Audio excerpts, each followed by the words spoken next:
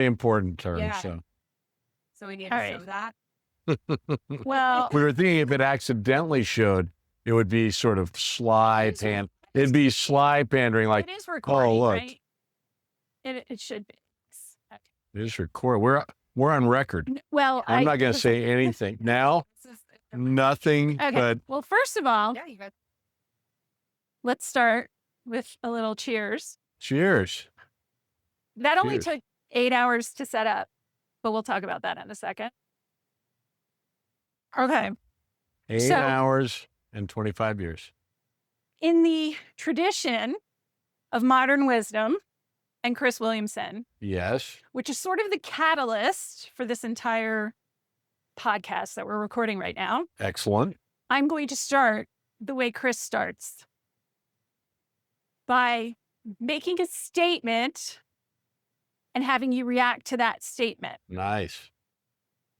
What did we think about Dahlia's Hanukkah boobs? I have never thought that was something Dahlia needed. Thank you. I appreciate that. Now, can we explain what I'm talking about? I think that over the years, there's probably been any number of people who have thought that would be an appropriate enhancement, perhaps even yourself.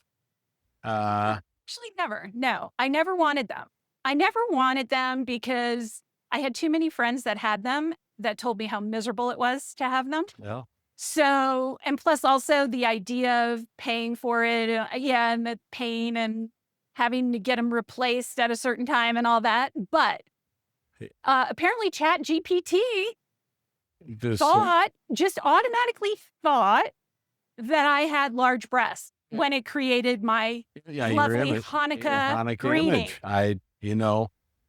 I think that there is the conventional wisdom out there is that women have boobs. Well, and that all men love boobs. Like boobs, and the larger the better. And I just think that's a myth. Okay, but this goes back to the discussion we were having a few minutes ago off camera about how AI is going to destroy the world, which was the headline when I posted that Hanukkah greeting. Yeah. AI has begun destroying the world. AI is going to be amazing. AI gave me the largest breasts I've ever had in any photo. Do you remember? I remember not that long ago when it was amazing for a woman to be able to go to a salon and try on a hairstyle and actually have the hairstyle that she tried on even approximate what the actual hairstyle would look like if it was cut that way. Right. And you fast forward to today, and really all that AI is imagination. And so AI, unless you give it all the prompts that you want, it's going to imagine what you want it to look like. And like I said, when it scrapes the internet, and it scrapes the internet for hot women or sexy women or the kind of photos women want, women want to look thin and have a nice ass and have nice boobs, and it's decided that nice boobs are big. And that is just what it is. That's what the data says most people want, including most women. The crazy thing, though, about it, and obviously I'm going to post a picture of what we're talking about. And, this was everybody was doing the big Christmas Chat GPT with the Christmas version is the Christmas tree and the girl in the red sequins and the candy cane and all that. Yeah. And when I saw that, I was like, ooh, I'm going to be super clever and I'm going to turn it into a Hanukkah one. And I read through the prompts and I literally just changed wherever it said Christmas, I put Hanukkah, wherever it said tree, I put menorah. Like, I read all the prompts. There was nothing in the prompts that said breasts, boobs, tits, body, nothing. Yeah. So it literally decided to do that unprompted. That's what terrifies me. And because we're going to get into talking about who you are, how we met, where we are, why we're here, This book is part of the reason. So we're going to go through that. But that terrifies me for the future of dating, and why that when we met almost a year ago to the day, we met December 30th, Yes. 2024. Yes, we did. And we agreed to record a podcast in 2025. I think we met here about a year ago. Yeah. We didn't meet here. We met at your office. Oh, We met at your office. Touche. But the whole idea was to figure out how to get young men and young women dating again, liking each other again, back on board, all of that. But you will remember, as someone who's a doomer, an AI doomer, you'll remember our mission was, how do we get people to meet in person? Exactly. Because the magic, what you think you want and what you actually want, I'm not going to say they rarely correspond, but they frequently do not correlate. They almost never correlate. Well, and you're a tall woman who, Yes, for most of your online dating time, put in men and height at 6 feet.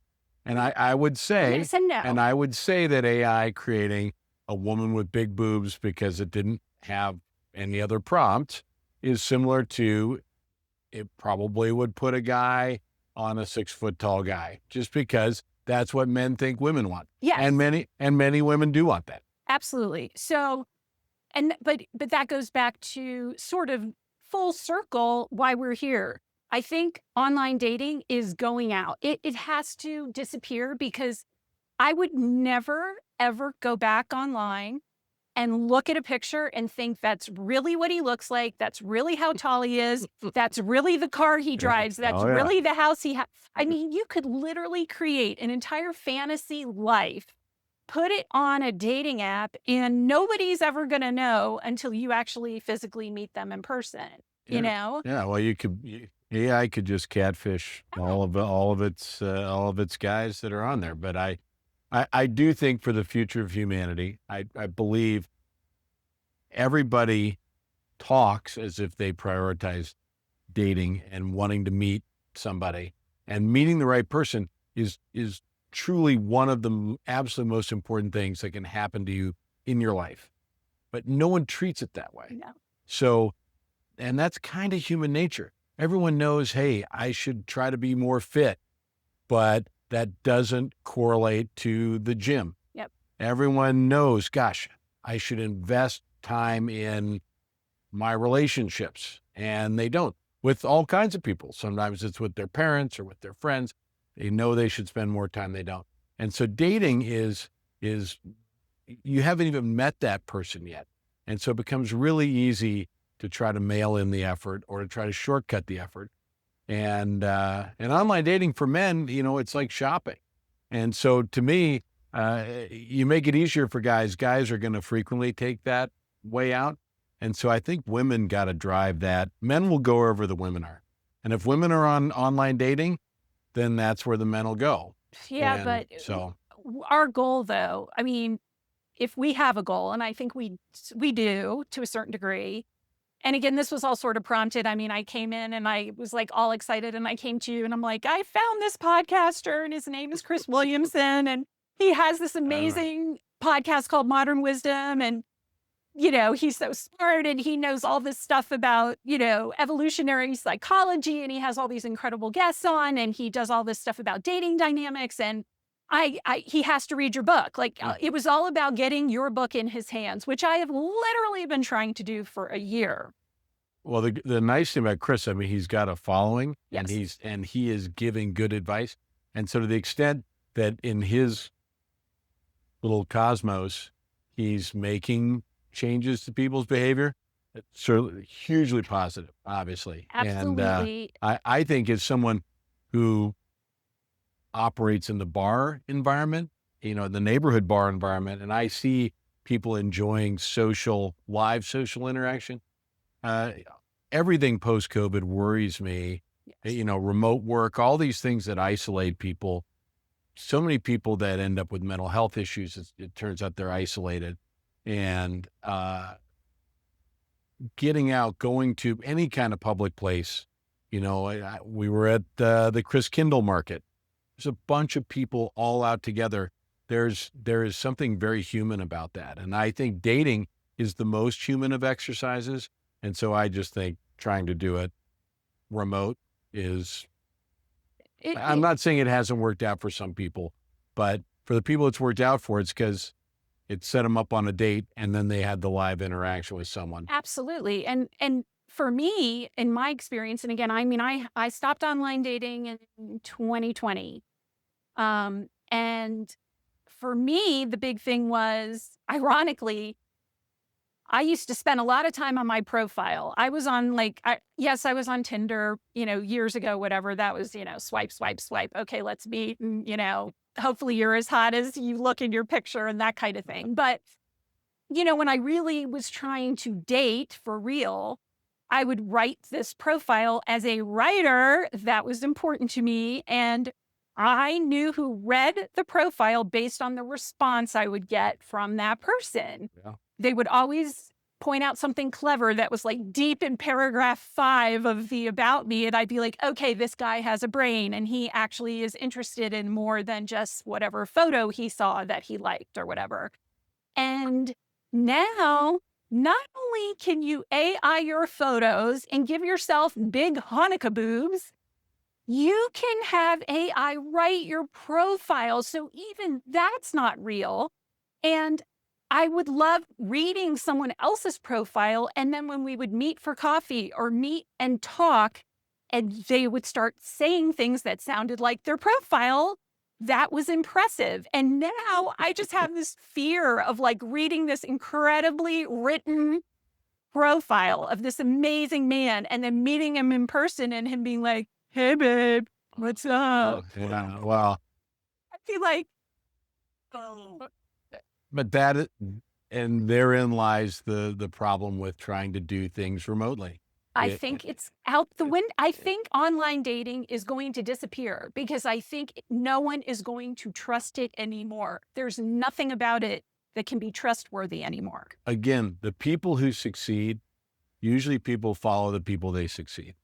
And so when you have friends that succeed doing things a certain way, that copycat syndrome is very natural. And I think that online dating, when it was new and that was the thing, it was transformational at first. When it was real. I mean, at the beginning, people really, on most of the dating apps, Match.com and Plenty of Fish and, sites like that, where people really weren't looking for a hookup. They were looking, more for an actual dating dynamic. And then when Bumble came along, that was really exciting, especially as a woman, because we had to make the first move, which was a whole new dynamic too, where men really couldn't contact you unless you showed interest in them first. Whereas on all the other sites, it was like you were just getting bombarded by everyone who was just swiping on everybody that they saw because they weren't getting the kind of feedback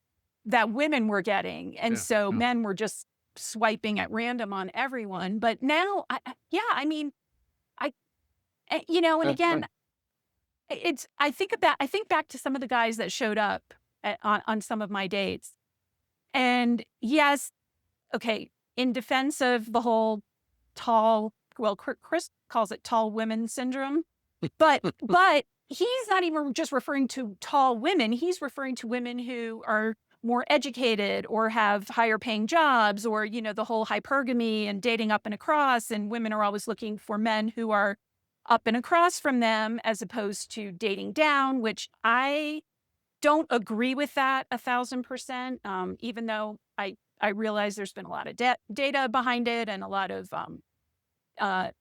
EP, experts who have looked at all the information and done all the polls and everything. And yes, I would say in the history of society, women always want to date up and across. And I don't want to say always, but, they're always looking for someone maybe who has more money than them or more status or this and that. And you and I have talked about this, and you and I actually almost came to blows here at this bar after the Marilyn Manson concert, because do you remember what you tried to do? You probably don't remember. I do Because not you had remember. well, you were trying to set me up with someone, Oh my God. and Imagine that. you said something about his financial status. And then I must have given you the look of death, because your response was, I know you don't care about money. I know you don't care about money. And you do know that about me. I do know.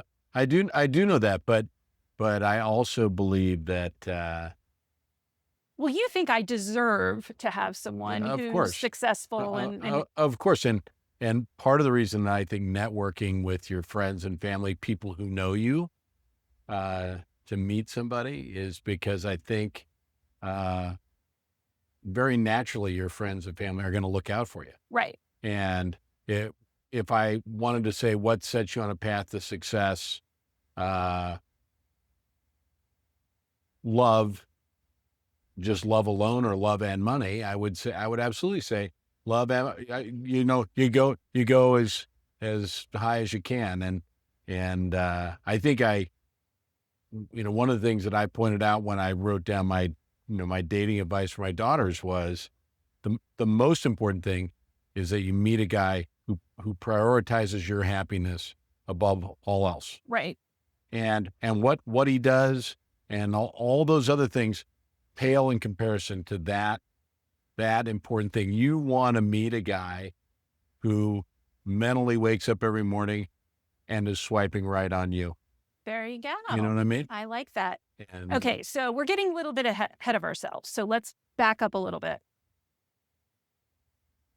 We need to discuss how you and I met, and the fact that you were kind of a dick and hated me when you first met me. Let's be honest. I mean, this is going to be an honest All right. exchange. all right. And that technically, in a way, there's probably the most famous rock star in the world is the person who actually brought us together as friends. So we have to explain how we met and how your first impression of me was not accurate necessarily. I had stereotyped you probably more than a little bit. Okay, so I used to be the society columnist for a newspaper called the Rocky Mountain News here in Denver, Colorado, and we are in Denver. And we are actually at a lovely establishment called Don's Tavern. Is it called Don's Tavern? It's Don's Club Tavern. Don's Don's Club Club Tavern Tavern. is the real name, but for many, many years, Don's the neon sign, the Club Tavern was burned out, and so it just read as Don's Mixed Drinks. Yeah. So yeah, many people, especially longtime people in Denver, just call it Don's Mixed Drinks. And we're going to talk about Don's and the history of Don's too. But yeah, I met I was the society columnist, and my job was to cover nonprofit events throughout Colorado. And one of the events that I was assigned to cover shortly after getting the job, and we're thinking it was probably 2001, around that time, was an event called Fête de Fleur, which is a huge fundraiser for the gorgeous Denver Botanic Gardens, which is not very far from us here.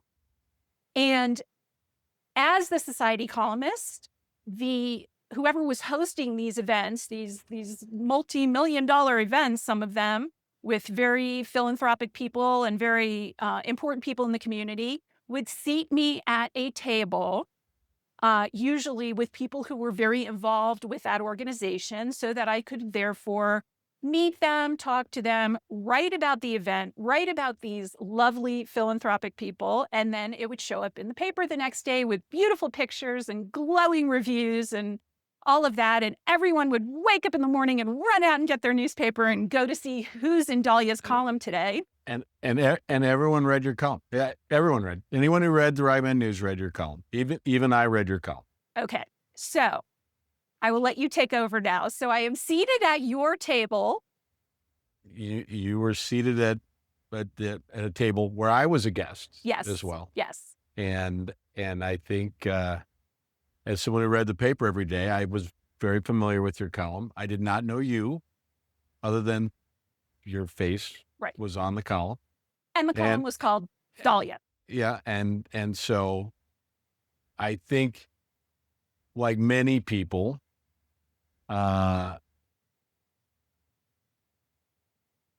there are two kinds of people that I felt go to these kind of events. There are the people who are genuinely there to support the cause. Like you and the people at your table. Exactly. And whether or not those people end up named in your column, Irrelevant. they really They didn't give a shit. And in many ways, many of them would prefer not to have been named Absolutely. in your column. Absolutely. And then there were people, the kind of people who really relished that the social status conferred by the society writer, which you were. Yes. And so there's just what I consider sort of an unseemly pandering by those people to the society columnist with the hopes of getting your name in bold print in the column. And it's certainly nothing I ever wanted to have anything to do with. And so when you ended up seated at our table, I was probably a little clenchy because I thought, I don't want anyone to think that I'm that kind of person. Right. And that does sound shitty. And I did behave. I didn't behave poorly, but I definitely behaved a little cold, which is not my style. But here's the funny thing. Now, you did not know this at the time, but I'm that person. If I don't like you, it's going to be so hard for me to pretend or act like I do. And you're going to know that I don't like you. I might say I like you, but my face is going to say something completely different. My posture, everything. You are going to know whether or not I like you instantaneously. So I appreciate that in someone else. And the fact that I was at that point only maybe a year or so into the job, but I realized what it entailed. I knew the people who were the fakes, who everything was Dahlia, Dahlia, Dahlia. Yeah. But you were good at what you did. And so that I think also. But so knowing when I was introduced to you, your reaction to meeting me was one of, oh God, why is she here? And why is she at my table? That's for certain. So obvious that I loved it. I thought it was funny. And I thought, who is this guy? And why does he not want me here? And so automatically I was intrigued by that. Okay, so continue. Yeah. So then how did we finally start talking? And then what changed your perception of me? Well, I actually think when we first started talking, you had said something like, you're uncomfortable that I'm sitting here and I got put at your table. And I think I'm a pretty straight shooter. And I think I said, yes, I am. And I think you liked the fact that I said that. I did like, cause you pushed back and said, well, I have to sit somewhere. And I said, I get it. And anyway. And we won't name the hosts of your table, but I was sitting at the table because of who was hosting the table. Absolutely. Okay. And so I knew I also, I was probably being a little defensive of them as well, because I know that they were not seeking the spotlight. No. And so anyway, I thought it was, and you had been at it long enough. Like I said, everybody in Denver knew who you were. I had probably wrongly assumed that you just grew up going to all the events and you were kind of a society girl, a society princess. And and because you do check a lot of those boxes, you have an impeccable sense of style and you're pretty and you're smart and all those things. There's a lot of things that reinforce why you were in that role. And so anyway, I think it was, you were talking about journalism and I think I had said, well, what have you written other than the society column? And it turned out you had just been at one of the big metal festivals in Denver. And you mentioned that you had done the coverage on that festival. What festival was it? Oh my gosh, so that Infest or Ozfest. Ozfest, yeah, Ozfest. And So And you I said, remember your face was like, what and so I are you was, talking and so about? I kind of delighted in, I thought, oh my gosh, what was it like for this society gal to go out Slumming it. among the metalheads, of which I was one. And I thought, man, that must have really been, you know, you must have hated that, I think is what I said out loud. And you said, Fought for it. I had to fight for the gig. And then I thought you were fucking with me, of course. And I said, oh, I'm sure you had to fight to get it. And you then persuaded me you actually love metal and you fought for it and you got it. And that I really think I started, said to you, and that really started it. the house band at the club that I used to go to in Fort Lauderdale was Marilyn Manson. And you were like, what? And then, Yeah. that open, I saw your eyes light up and you opened up. And that's the dumbest thing to shape. That shows how shallow I suppose I was behaving. That was my transformative moment. But Now, once we started talking about that, I mean, when was the last time you were at a society gig and you talked about metal? So yeah. And I mean, of all the events, that DeFleur is in this beautiful botanic gardens among all these beautiful flowers and everything. And it's so prim and proper and everybody's in tuxedos and ball gowns and with the ridiculous name, the Fête de Fête de Fleur. Yeah, Yes, it's very proper. And here we are talking about like, the first time I went to Lollapalooza and, all the different shows. And there was so much, finally, there was such an emergence of great rock right in that time frame, that early 2000s, after the drought of the 90s. And and not only were you, okay, so that was it. That was the turning point. And it is fair to say that is where the friendship began. For certain. And has literally continued for 25 years almost. I mean, it's incredible. Now, there was someone else who was very excited that night that you and I met. Oh, yeah. And that would be your wife. My wife. Because you are in love and happily married for how many years now? It has been 33 years. 33 years. And you have 3 girls and a boy. 3. And your wife is spectacular and I adore her. And what does she call me? She calls you this is my wife. That's Margaret. We love me. Margaret. That's Dahlia. That's my 50th birthday. And so wife. So Margaret was thrilled because I used to try to drag her to these rock shows and metal shows, which she had really did not want to even have to deal with it. So in a way, she immediately embraced the fact that I had a new concert buddy. I had a heavy metal wife that I could go to these things with. So I think you've been to almost every metal show I've been to since. Yeah. I mean, we've literally gone, and I cannot wait to talk about the 2026 lineup because that's a huge part of this too. But yeah, so I consider myself extremely lucky because it's rare for a married man to, I don't like to say be allowed to have single female friends, but the wife certainly has to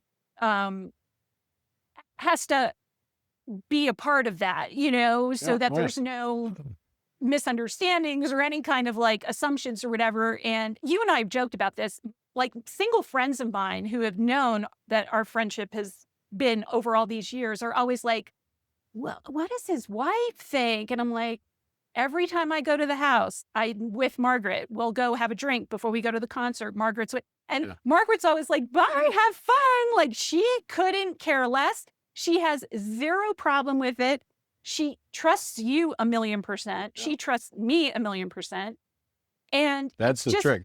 That is the trick. And I'm lucky because you have that relationship. If you did not have that relationship, there's no way you and I could be friends. Yeah.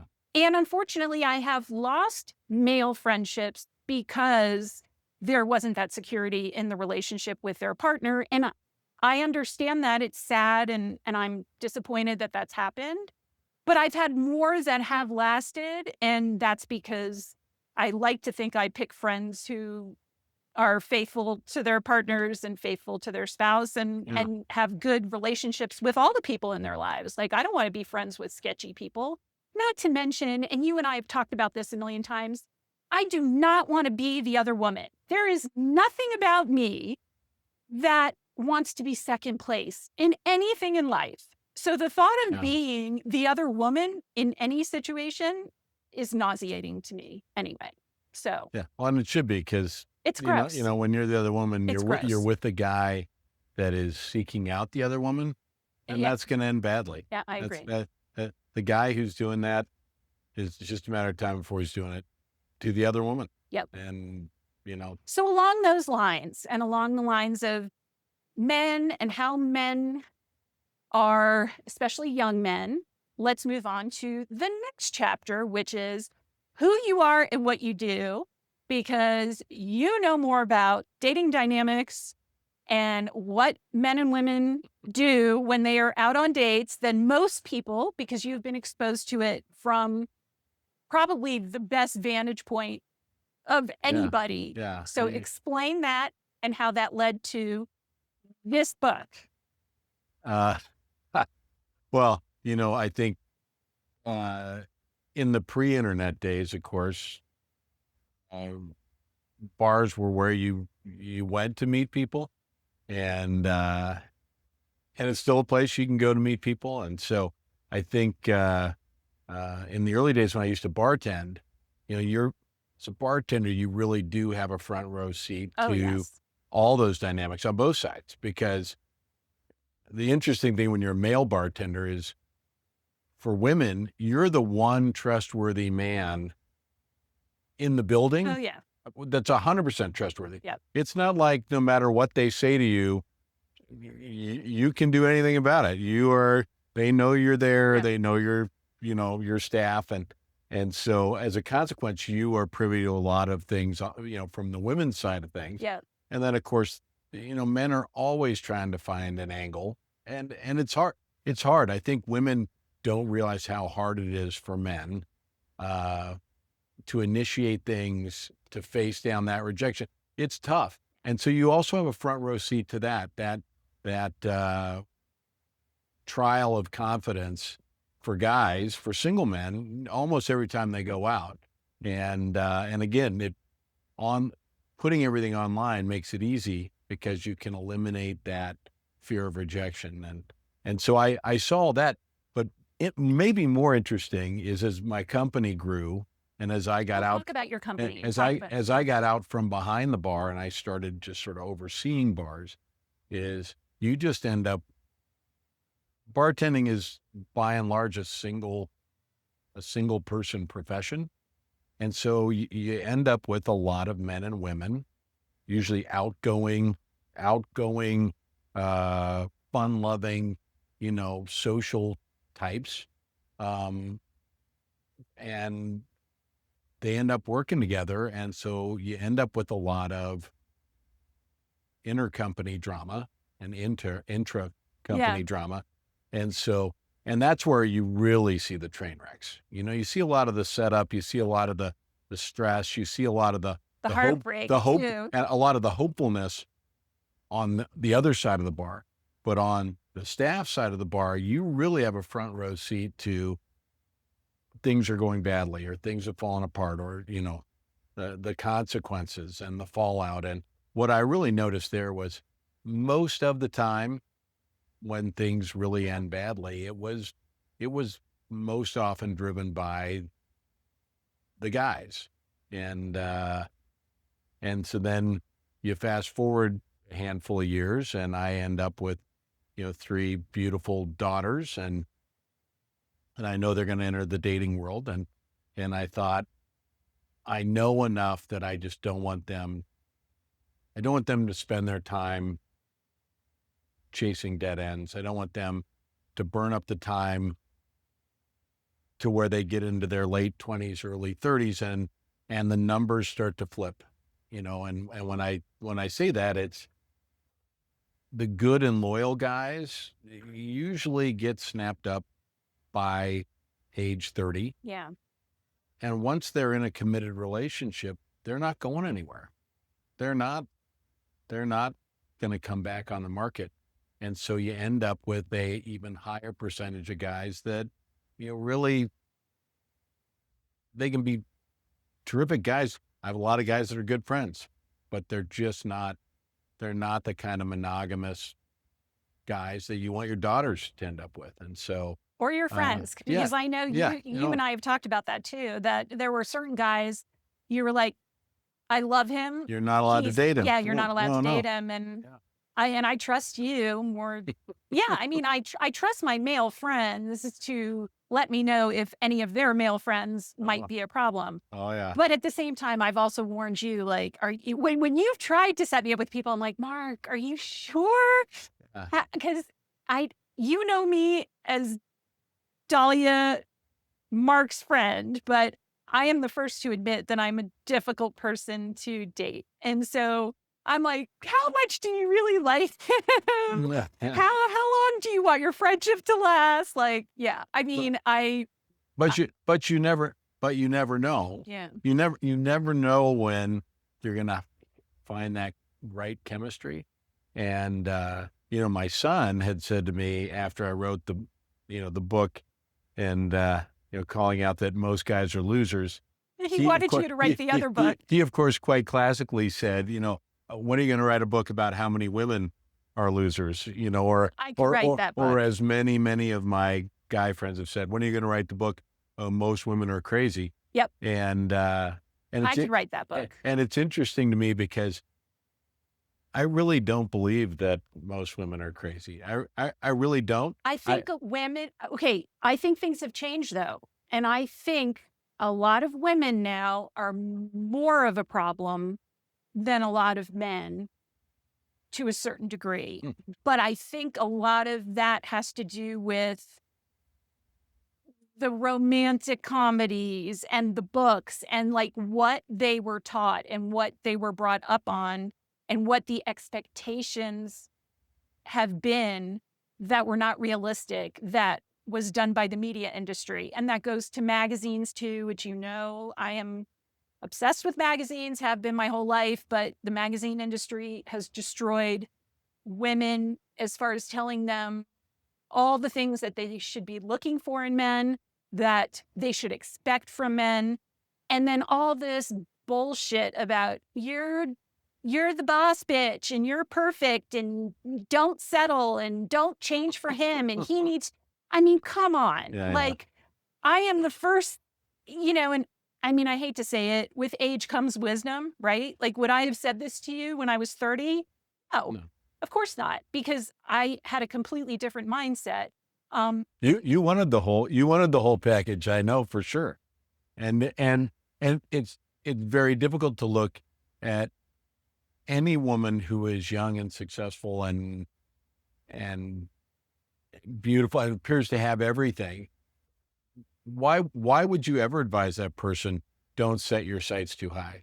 It's like saying, compromise early. Why would you ever do that? I think it's, and I think your point's well taken. I believe that the whole key to the true love thing is really putting your partner's happiness before your own. And so I think that those women who have very high expectations, or who maybe think it's all about me, or I have no flaws or no whatever. I think part of meet the right man, part of what you should find yourself doing is compromising, is backing off certain things because you want to make him happy.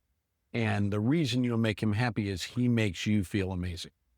And so that only happens when each partner is genuinely committed to putting the other's happiness before themselves. I think we both know plenty of people, both men and women, who've been taken advantage by their partner because they are big-hearted and they're giving and their partner, again, both men and women are taking and taking and taking and taking. Yeah. And that kind of inequity is always going to break down. It's because it's unfair. Yeah. And I think that there's a magic There's a real magic when you surrender yourself to, I love this person, I love them, and I want to wake up every day and earn their love. And when they're reciprocating that, you're not giving up the things you care about. You're not, hey, I can never go out with the boys, or I can never, I think both sides are fearful that that by ceding that kind of control, you're gonna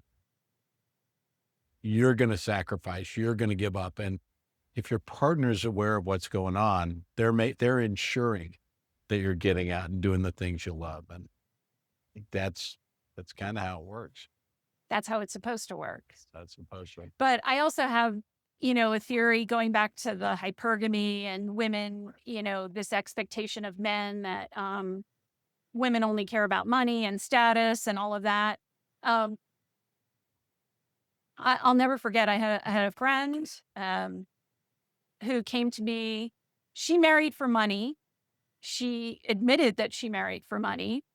And then 5 years into the marriage, she was so miserable and she wound up getting divorced. And she came to me and she said, I definitely married for money and I earned every fucking dime. And I will never, ever marry for money again. And so I think there is this misconception and this unrealistic, again, fantasy view of what it's like to be with someone rich. And like, what does rich mean anymore? And I've had this conversation too recently where, one of Chris's regular guests on the show on Modern Wisdom is Rob Henderson, amazing writer and again, psychology, just knows a lot about a lot of things and dating dynamics and everything. And he says a lot about hypergamy and women who marry up and women who want men with status and things like that. And I agree to a certain extent, but I also think there is sort of this,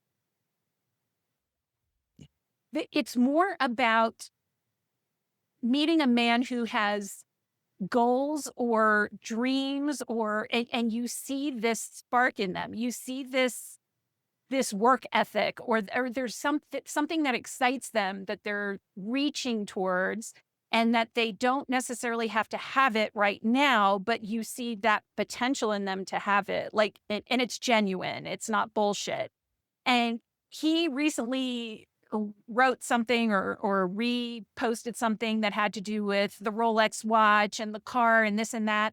And my response to that was, and it had to do with women and their Fendi bags. And I mean, there was a whole Sex in the City episode dedicated to the fake Fendi.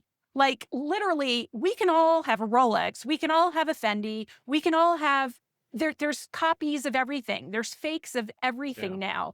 So to meet a guy who has a Rolex or to meet a guy who is wearing a certain pair of shoes or drives a certain car, you don't know what the car payments are. You don't know if the car is going to be repossessed. You don't know if he's going bankrupt. And this is coming from someone who is not a fiscally responsible woman at all. And it's something I'm working on and something that I'm not proud of. But you can dress well and have nice things and all of this. It doesn't mean you're rich. And it also doesn't mean if you're rich, you can't lose it all in one day based on an accident or a bankruptcy or, things happen in life. And so if your relationship is strictly based on financial security of some sort, that's a merger. That's not a marriage, as far as I'm concerned. That has nothing to do with love and respect. I mean, in my opinion, you need to be with someone that you can be poor with. Honestly, like you need to be with someone that if you lost everything tomorrow, you would still want to be with that person. For sure. And I don't think people think that way. Yeah, I do think, and I said earlier, if you add resources to any equation, it makes life easier. But that doesn't, as your friend learned, just having resources is not going to overcome a lack of love. If your foundation is there that you adore the person you're with, you can get through anything. I do think that women, especially young women who want to build a family and whatnot, I do think they can, they can and they should expect their partner to be motivated to uh to try to succeed. And yeah, success is hard. It's hard. It's, if it was easy, everyone would be successful, but hard work is easy to see. And I know you mentioned, we were kicking media and maybe magazines and some of these expectations, but for every one of those articles that says, hey, should you marry for money, or, you can have it all, or you need all this stuff. There's also a charming Hollywood movie about, a movie like Overboard, where Yeah. Goldie Hawn ends up, Falling forgets for, who she yeah, is, the and she handyman. ends up with the Yeah. handyman, and he learns a lesson in reverse, Well, some of the you know, best so teen so so movies are that. yeah, Yeah, yeah. yeah. I So, mean, I was thinking, it's funny you say that because I was, do you remember the movie Some Kind of Wonderful? oh yeah, I mean, that's another, he's from the wrong side of the tracks, and and then lots of those. like Less Than Zero. I mean, Valley Girl, there's yeah, a whole yes, bunch of them. yes. And Yeah. but so that's the interesting thing to me is I feel, I mean, we're Gen X. I feel like we are a different animal than our parents, the boomers, Yeah. and then everyone after us. Like, I'm sorry, we definitely lived in the golden age, as far as I'm concerned. First of all, the fact that there were no cell phone cameras while we were in college is God's gifts to us. 100%. Yeah. Because if there were any videos of me from my days in college, I would not be out in public. No, I would not be out and about right now. Like, there's no way. I am with you. And so I feel bad. I feel bad for everyone who came after us who doesn't have that privacy or that innocence of being able to do things and get away with things Yeah. in their youth that we were able to get away with, that did not destroy our lives or have the potential to. I agree. And I think the things that led to some of the dreams we had as kids, to some extent, we all knew was unachievable. Like, I don't know anyone who thought I'm going to become a Hollywood star or I'm going to have whatever. And I think part of the social media economy is Everyone's an influencer. Everyone's got a phone in their pocket. Everyone has hopes and dreams, and everyone thinks I can start my own podcast or my own Instagram. I don't even know you call it a channel or a feed Yeah. or whatnot. And that also then sets you up for this disappointment, which I think the next generation really battles with, which is, it's demoralizing to put something out there and think this is my best work. This is so funny. This is so great.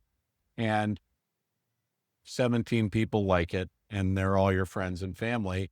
Yeah, gosh, that's a real blow. And so I think creating resilient young people that can put that in perspective, that just like those Hollywood star, for every Hollywood star, there were 1,000 aspiring actors working in Hollywood waiting tables.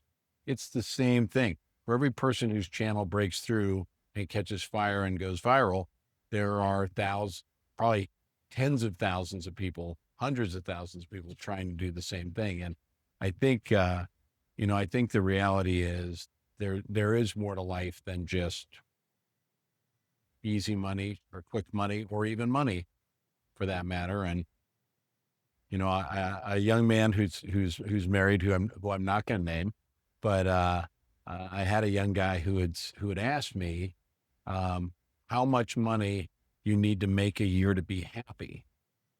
And here's somebody who's in his 20s and has a good job.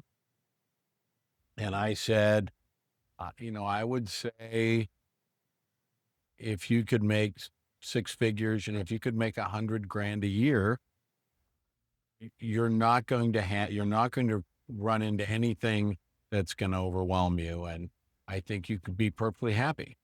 And he came back to me. You know what number he named? He and his friend had been talking about it. Oh, I know what Guess- number because guess- I've seen them. I've seen the number. There's data on this.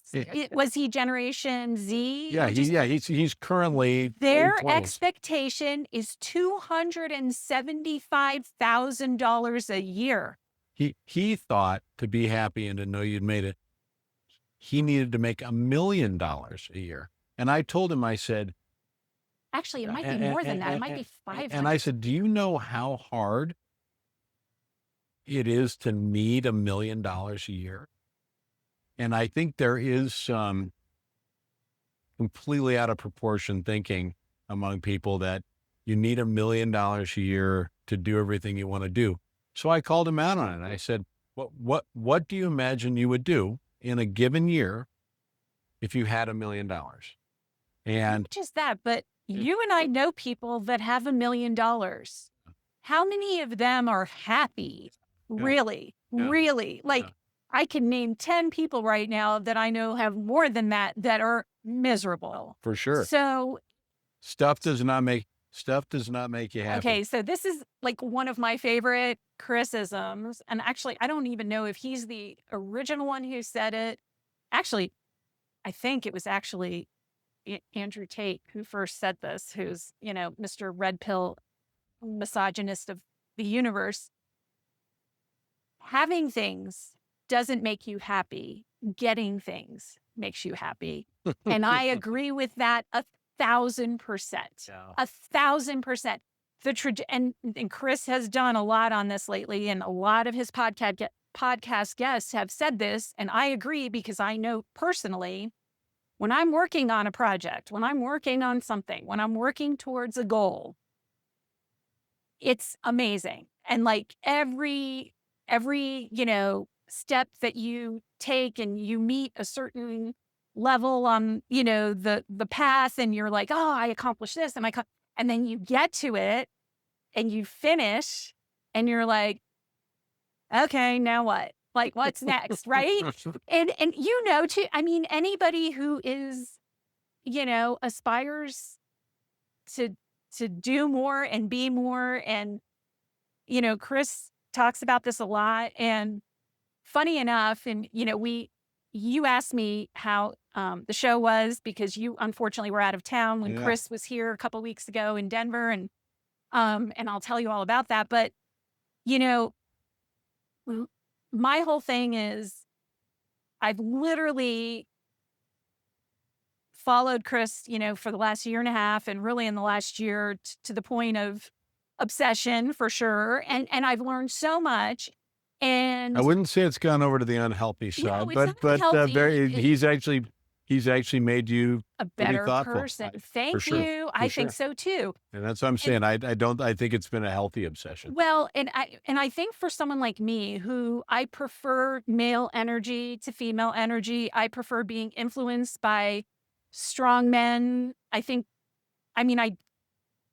It's kind of a catch-22. I think I can be feminine, and I think I can be quiet and calm and peaceful and all of that, but I prefer, not to be, and I prefer to be, I just don't want to ever have to pretend to be something that I'm not. And when I'm around men, I feel like I can be more myself than certain women. I do have female friends that have the same energy that I do, but they're few and far between. It's hard for me to be around women who I feel are judging me or think I'm too much. I know I'm too much.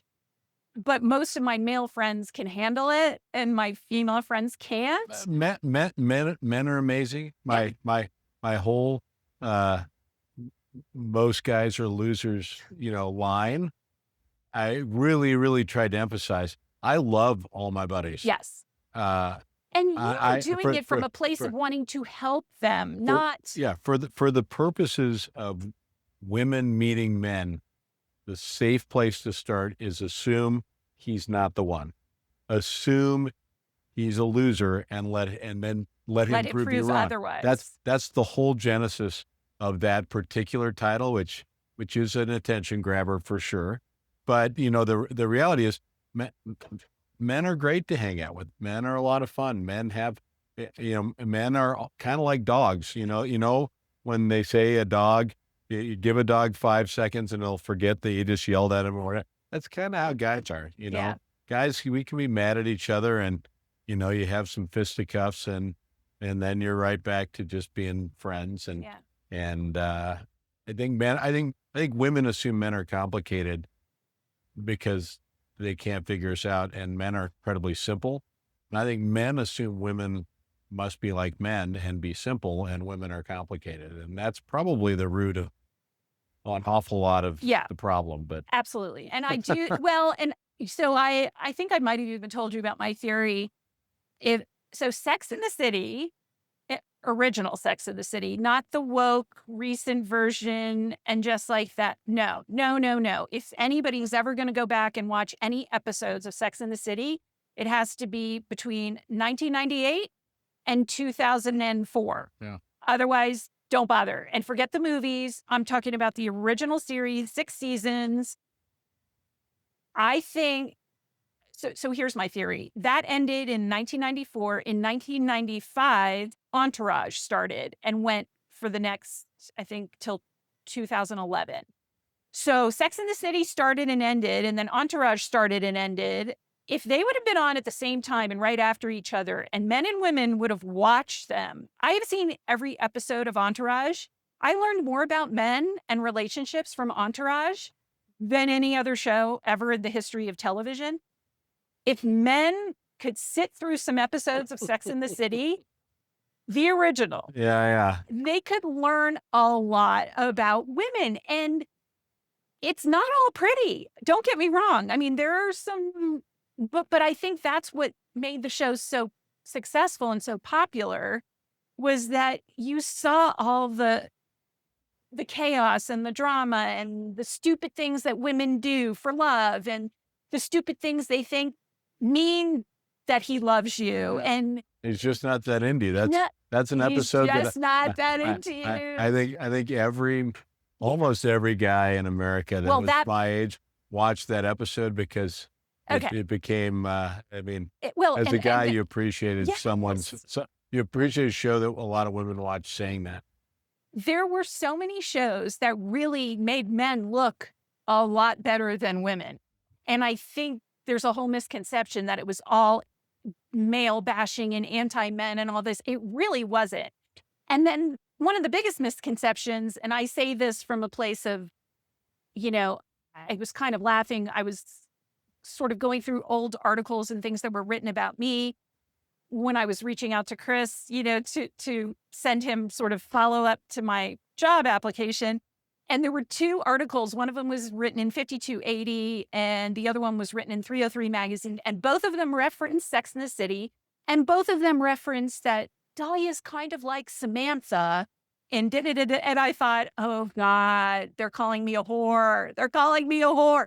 But that's not what they were calling me. They were, Samantha was the businesswoman, and she did sort of date like a man to a certain degree. And she did have a lot of partners and all that. I certainly have not had the number of partners that Samantha had on the show, but they also did show on the show, there were men that she hooked up with that she cared about, and they didn't reciprocate. And, you could see that vulnerable part of her in certain situations where she tried to act like, the tough woman, like, I don't need to have all that love and all that, all the stuff that all these other women want. But deep down, you knew that she really was looking for that, like everybody else is, men and women. Yeah. Like, it's not just women. If anything, I think men sometimes want it more than women to a certain degree, because I feel like a lot of women can be single and sort of make it, whereas a lot of men really want to have that partnership and have that support and have that sort of sounding board of that femininity that they're not getting from their friendships. Yeah, I think it's a very human thing Absolutely. to to crave that stability that a relationship brings for you. It's also a very human thing to crave what you can't have, or to crave the forbidden, or to crave something new, and which also, especially for men, explains an awful lot of cheating. yeah. I mean, I've got $1 for every song you listen to where the guy's like, oh, it didn't mean anything or whatever. I think for a lot of men, It doesn't. it doesn't mean anything, but that does not excuse Yeah. it. But yeah, I think I did not watch Sex in the City, other than peripherally. Right. I'd come home and certainly Margaret watched it. Right. But I do know that Kim Cattrall, that Samantha character, I know that I think part of what that was trying to convey is the double standard of, a woman who tries to live her dating life like a man is, in some ways frowned upon. is looked down upon. And I, of course, my whole belief is monogamy is not for everybody. And if you know it's not for you, then don't do it, and don't pretend to do it. Then don't bring someone into it with you who eventually you're going to disappoint and deeply hurt. And that is the thing that I always think you want to try to head off. So, woo, yeah. Music cue. Yeah. Well, there we go. Now we're better. Anyway, so I can see, because you are strong, you've always been a strong woman, and you've always known who you are, and you talk about someone who didn't, for a long, long, long time, would not compromise many of the things you wanted in a partner. And to this day, you won't compromise the really important things, the most important things. And I do think there's nothing wrong. I think it's better for both men and women to remain single versus expose yourself to someone who is going to hurt you or disappoint you. And so, but I think people look to you and associate you with that character because she's very strong, and I'm sure her character acted like she didn't care, but everybody cares. Yeah. Well, and also, listen, there was a time in my life where I think I was way more shallow in what I wanted. It's the idea that women don't care about looks as much as money, and that, no, I mean, that is not across the board. But I do sort of recognize how I've changed over the years, where looks or height, where they might have mattered in my 20s and maybe even in my 30s. Once I hit 40, all of a sudden it was like, God, I really just want to have an amazing conversation with him too. Like, I don't want it to just be about the sex, and I don't want it just to be about the attraction or having fun. Like, I want those downtimes where, just because I'm not being entertained, or, that we can discuss things that matter in the world. But that came for me later than it does for a lot of other people. And I recognize that, but I'm glad it came. I mean, I'm glad. And I've certainly gone through dry spells, and this last year being one of them, but only because that's important to me now. And I'm not willing to settle for just the other part of it. So in a way, I kind of joke, like, there is something to the expression ignorance is bliss in a way. And when I kind of blame Chris Williamson and modern wisdom for, like, waking me up to the fact that there is more to the world than just, dating pretty boys and just having a good time. Well, newsflash. Yeah. Newsflash, unless you marry Sting, most of the time in your relationship is not going to be having sex. And so you do need to find somebody who stimulate. you genuinely connect with. I, of course, I of course abhor the idea of marrying your best friend. You should be able to have a best friend. You should be Absolutely. able to have a best friend. Yes. Yes. And And a and wife. yeah, Yes. your spouse is your spouse. And Don't if get your spouse needs to take all the air out of the room by saying, I also am going to take the title of best friend, that's unhealthy. very unhealthy. No, I agree. And a lot of people don't realize that. Yeah. And you've got to keep your friendships. You've got to keep your outside interests. Otherwise, what are you bringing to the relationship? Well, that again, it's for me, it's that priority. When I go, and obviously with my kids are now, my oldest is 30, unbelievably, and the rest are in their 20s, and they're, either starting to run the wedding gauntlet or are coming through the wedding gauntlet where all their friends are getting married. So I've been to a lot of weddings recently, and hearing this generation in their vows, I love the way that modern weddings, you're officiated by someone who really knows you. You have an officiant who really, really genuinely knows you. You've written your own vows, which are so spectacular. But I'm struck by how many of these young people include in their vows, you're my best friend, you're my best friend. And I think that can come back and bite you because what we were just talking about. Yeah. You're going to spend the rest of your life together. You need to have friends and a best friend outside of your relationship. You really, really do. And I think a little bit of that, putting the happiness of your partner before yourself, that allows you to make room for a best friend. And I'm hoping that for some of these young people that are just starting on that voyage, that they come to recognize, okay, I don't need to posture for my wife's sake or my husband's sake, that they are the everything to me, that they are not just my life partner, but also my number one friend. I just think that's too much. bad. I think that, to me, that sounds suffocating. I hear that and I think that would suffocate me for sure. Yeah, because those are very different roles. And guess what? Spouse is the number one role. Yeah. So make some room for someone who's in second place who can be called best friend. And, I agree. It can't be your pet. Can't be. Oh my God. Okay. So we got to 0 of the questions technically that I wanted to ask, but I do want to say. Should we fire a couple of them? Well, we sort of can, going back to what we were just talking about in relationships, because I thought this was interesting. I came up with this theory. I call it the Sex Trifecta. At the beginning of the year, my goal was to have the sex trifecta and that I would not be in a relationship or have sex unless I had it. And it's to be respected psychologically.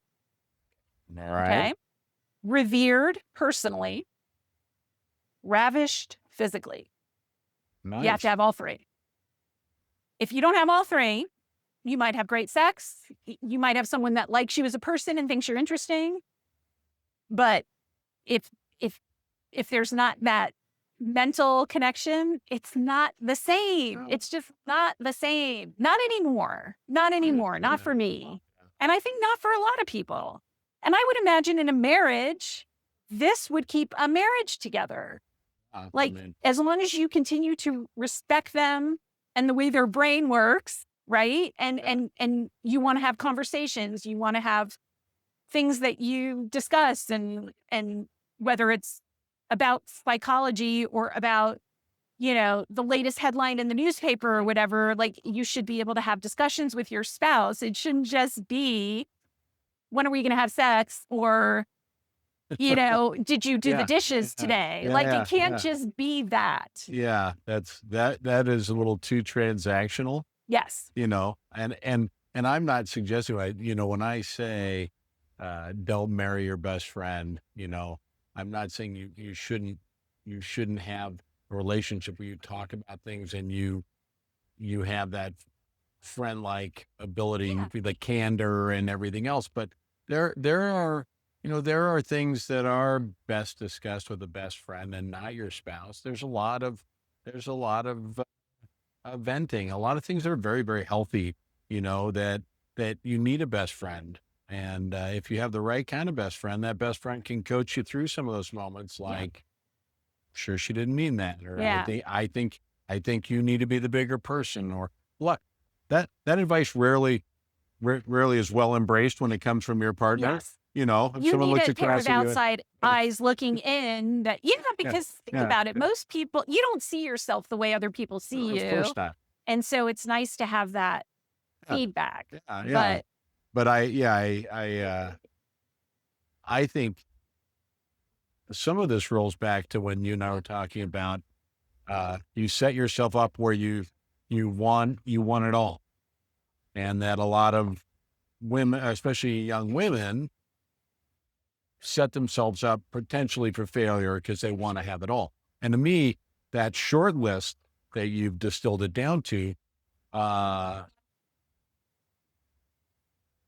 is sort of having it all. You know, you want somebody who, if you're going to be with somebody long term, they have to respect you and appreciate you and value what you have to offer. They can't be the one with all the answers. Again, it creates that inequity, and that inequity just means the air is going to come out of the relationship sooner or later. And It's also but I also think that sets up, sex is better when sex comes from a place of deep understanding of your partner over time, because first time sex, second time sex, first year sex can be amazing in an animal, just attractive, hot everything's new. things. Yep. And people wonder, how do you keep the spark going? The whole trick to keeping the spark going is caring about your partner, working every day to remind yourself how lucky you are, to remind your partner how handsome they are or how pretty they are. Those good sex is born of confidence from both parties, which means it can't just be dominant sex from one side to the other. It has to be, that feeling that both partners are confident going in. Yeah. And that's, and I think that is the trick to sustaining long-term quality relationship. And, but I don't think you've sort of distilled down your have it all to three things. That's that, and you can and should be able to find somebody who can provide those three things. But honestly, this isn't even three things in a relationship. This literally was, if I'm going to have sex with someone, that's what I'm saying. these are the three things I need. That's what I'm saying. That's a pretty good, pretty good list. I think so too. And I think men should feel the same way. And so I had another theory that I came up with, and I called it the lickable oblique something theory, where I think, is that like a body shot type of idea? Well, it's the idea that I'm here, I'm laying it out there. Obliques are my weakness. I love a nice smile. I love a nice, nice shoulders, nice arms, all of it. That's lovely. But when I see a man with obliques that I can see the V, I'm sorry, I grew up with the Soloflex guy on my wall when I was in high school, okay? Like, I have been obsessed with obliques my entire life, and I apparently have not gotten over that teenage obsession. But if I want him to have that, if I want the man that I'm with to take care of himself, go to the gym, have a beautiful body, take care of himself, dress well, shower, shave. Gosh, now the list is getting No. longer. I have to do the same thing. I have to take care of myself. I have to maintain myself. I have friends, girlfriends, who they want, Mr. America, whatever, Mr. Perfect everything. And yet they haven't been to the gym in 5 years. And I'm like, no, you don't deserve that. You don't deserve it. you're not going to get it. The fact that you think you can get it when you're not doing it, like, I believe in 50-50, you've got to work as hard to maintain yourself as you expect him to, and if that's what you're looking for. Now, if you really are just looking for money, well, you might get Mr. Oompa Loompa who, who drives the Bentley and has all the money, but you're not going to get the body that you want, so Yeah. I just feel like, you always hear people talk about, shooting above your, what's it called? Your range or whatever, or there's a term for it where you're going after someone that you can't have, or Out of your league. out of your league. And my whole thing is, if you're trying to maintain yourself in a certain league, then you're not. You're, don't assume that just because if you are working as hard to maintain yourself and to make yourself attractive and to keep yourself in shape, then yes, you can expect that from a partner, I think. But if you're not, then you can't. Like, there has to be, right? I mean, there has to be. Yeah, I think that is tricky. I think that unless there's that understanding of like a wealthy, unattractive man who's with a beautiful woman who just wants money, that works because they both know what each other is in it for. It's not like, people from the outside can look at it and be like, how is that couple together? And the answer is, she wants what he has and he wants what she has. Yeah, but I also think that people are attracted for lots of different reasons, so for you, someone who is fit and who does work hard to maintain your fitness, if you meet a man it's very unlikely that you're going to find yourself attracted to a man who's a schlub. Right. Maybe it's a guy who, is newly single and decided I'm going to take some Ozempic and go hit the gym, and it's a temporary thing. But I think, you're probably going to know someone has the discipline and self-control to maintain themselves. Yeah, that's what it is. It's discipline. And it's funny. And then again, I keep referring back to Chris in his show. They do talk about this a lot. When you see someone and their body is a certain way, that they have discipline, that they go to the gym a certain amount of time, that it does tell you other things about the person, that, they can be uncomfortable, going to the gym and working that hard. It doesn't always feel great, so that they can kind of suffer through the bullshit in order to get to that point. And yeah, I think certain qualities about the outward appearance of people can tell you things about the inside as well. Sure, but there are other manifestations of discipline and self-control For sure. that are also very important. For sure. Finding and meeting someone that is a true and loyal friend. Being a true and loyal friend, that takes discipline and that takes self-control. There are a number of other manifestations of it that go beyond just working out or just maintaining this or just watching your diet or whatnot. And so I think it's a fine balance. I don't know. I do think if your expectation of your partner is to be a certain way, and you're not that way, then you're being a hypocrite. I expect you to run 10 miles a week, and I'm going to sit on the couch. Sit and watch Netflix. And again, that then would all spill back to the inequity piece of, but that's why it's so important. It's so important to have that conversation. And one of my favorite quotes that Chris has said over the year and a half that I've watched 20 million more episodes than I should have in a year and a half. Unspoken expectations are premeditated resentment. That is brilliant. Brilliant, right? I wish I had thought of that phrase. Me too. And I don't know if he thought of it or someone else did. I think it's something someone else said, but he repeats it all the time because it is so true.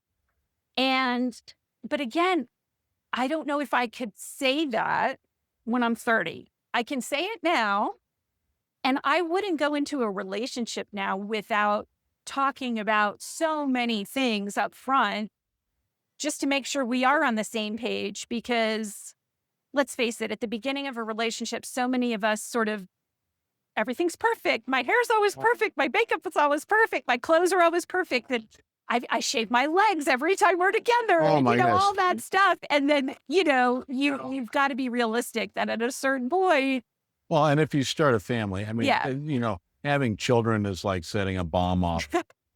Having children is like setting a bomb off in your relationship. It really is I've heard because it it changes does everything. change your priority structure. And I think it's important to say out loud and for your kids to know that your relationship is still a priority, and to make time to make your relationship a priority. I think we all have heard the phrase uttered among people our age of we have to rediscover why we fell in love, or what those are people who became so absorbed in parenting they forgot each other. Yeah. And I think you have to be very, very Deliberate. aware of that, and very Yeah. deliberate in making time for each other and reminding the kids, hey, we made a bunch of you. We could make more of you. Your mom's one of a kind. Your mom is the most special. I love all of you, but your mom is the most special. But I And also think, and especially in your case and the marriages that I know that have worked, that are great marriages, your kids are going to learn more from watching how you treat Margaret than sure. anything you could ever tell them, anything you wrote in the book, anything that you've done is irrelevant compared to what they've seen you do as they were growing up. I think children of parents that are well suited, very much in love, that remain together, have a huge leg up on children of divorce or children from unhappy marriages, because most everything that you do is learned behavior. Like when I look at a young man that is inconsiderate, or a young man that doesn't have any social graces or anything else, I look at somebody who learned from a bad role model, and that's Or no role model. or no role model. Yeah. And That's and a lot of the discussion. and that's really not his fault. As human beings, we're learning machines. You look to your mom and you see how does she react to something, and you emulate that. Yeah. It's playing house. It's playing house. And yeah, in a lot of ways, you play house all the way up until you get married, and then you realize, wow, my parents were making this up. My parents had no idea what they were doing, and they were just figuring it out as they went along. And, I can't tell you how many Chris always times. says adults don't exist, and that everyone is full of shit and it's idiots Oh. all the way up. And it's so true. And I remember calling my mom and just saying, Mom, I'm so sorry. I didn't I say realize. that to my parents Yeah. a lot too. Yeah, I mean, gosh, Still a fuck up. Who are you kidding? I mean, I'm always apologizing to my parents for something. And but I think as people, the most successful people are coachable. Yeah. The most successful people are coachable. If you don't learn from your mistakes and you're not coachable, those are two massive strikes against you succeeding in life. And, I really do think, for me, I want to win. If you say you want to win, then you need to figure out how to be coachable, because the best. not just coachable, but like for me, and especially like you said, like I love the fact that you could see the change in me in the last year and a half. I am so happy that I am open to learning new things and looking at things I've done in the past and saying that might not have been the right way to do it, and maybe I should look at things differently. And it's exciting. Like, I don't ever want to be stagnant. I don't think anyone should ever want to stop learning, but I think a lot of people do to a certain degree. Like, But podcasts are a form of learning. Yeah. Again, being able to look at somebody and say, I'm hearing that, and that makes sense, and I'm going to try that. That's essentially what modern wisdom is. One of many things that I know you've listened to or you read, just by doing that, you are proving yourself coachable. Absolutely. Because And you could be open parked to in, other things that maybe I wasn't so open to before. And yeah, I kind of like that about myself.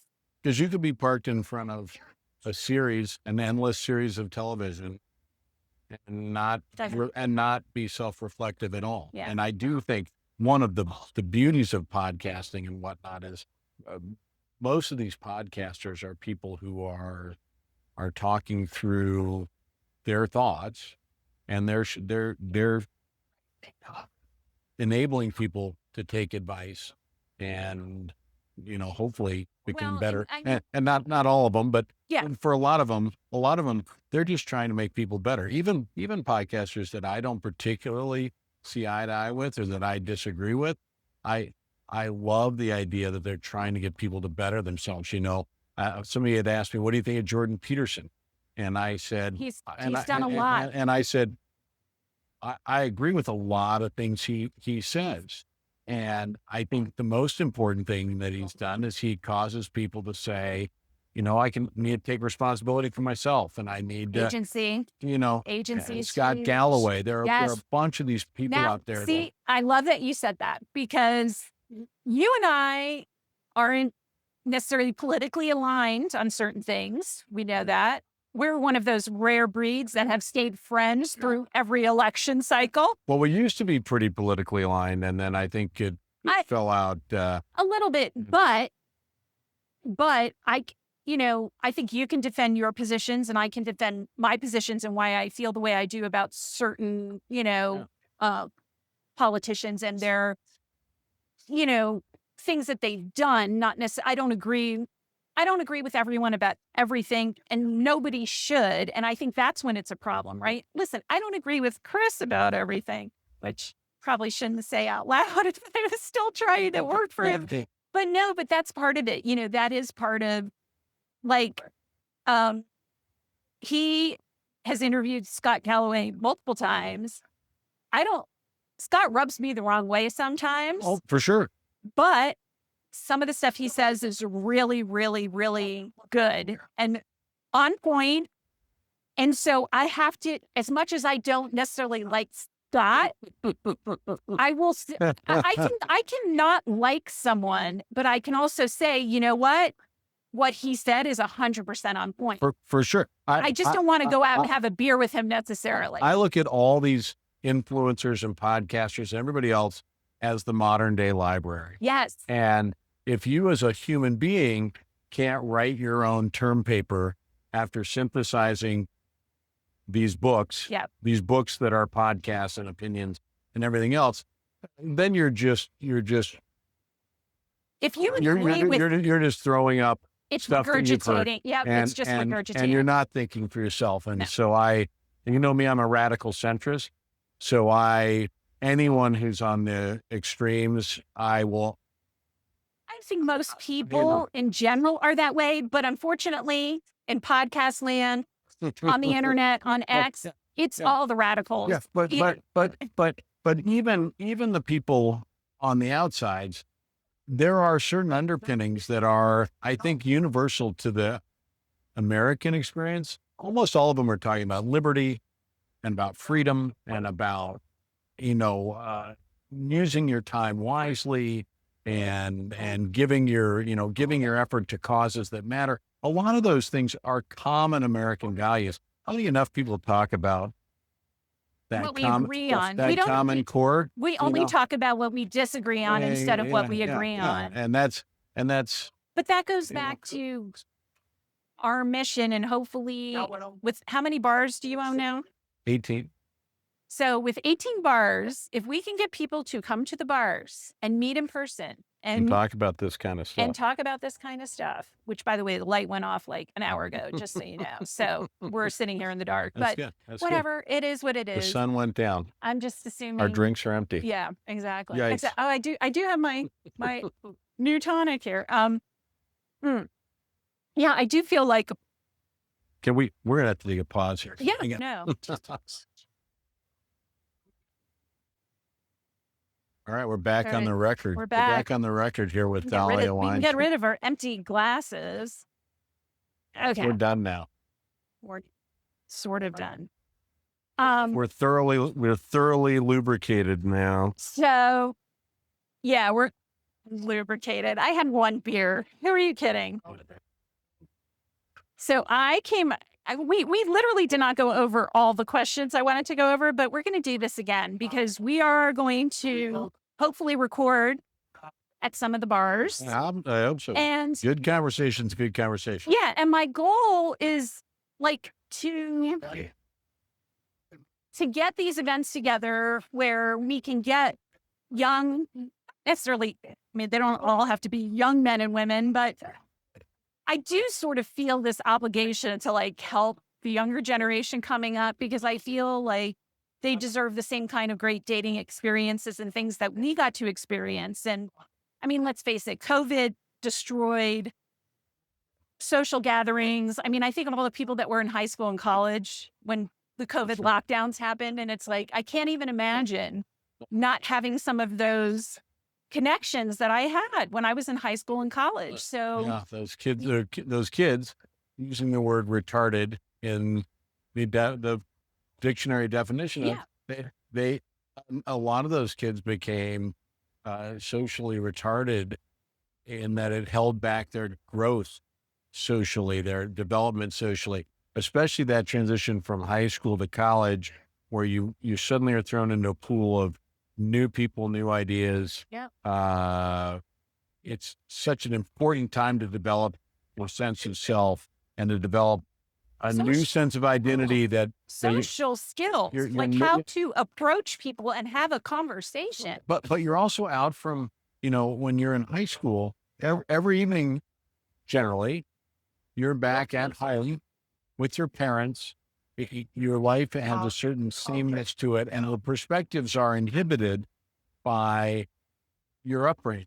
Yeah. When you go to college, your brain is sort of liberated to absorb all these ideas and synthesize them. You got a number of these kids that miss that, then if they go out and they remote work, you're missing a whole other opportunity. Yeah.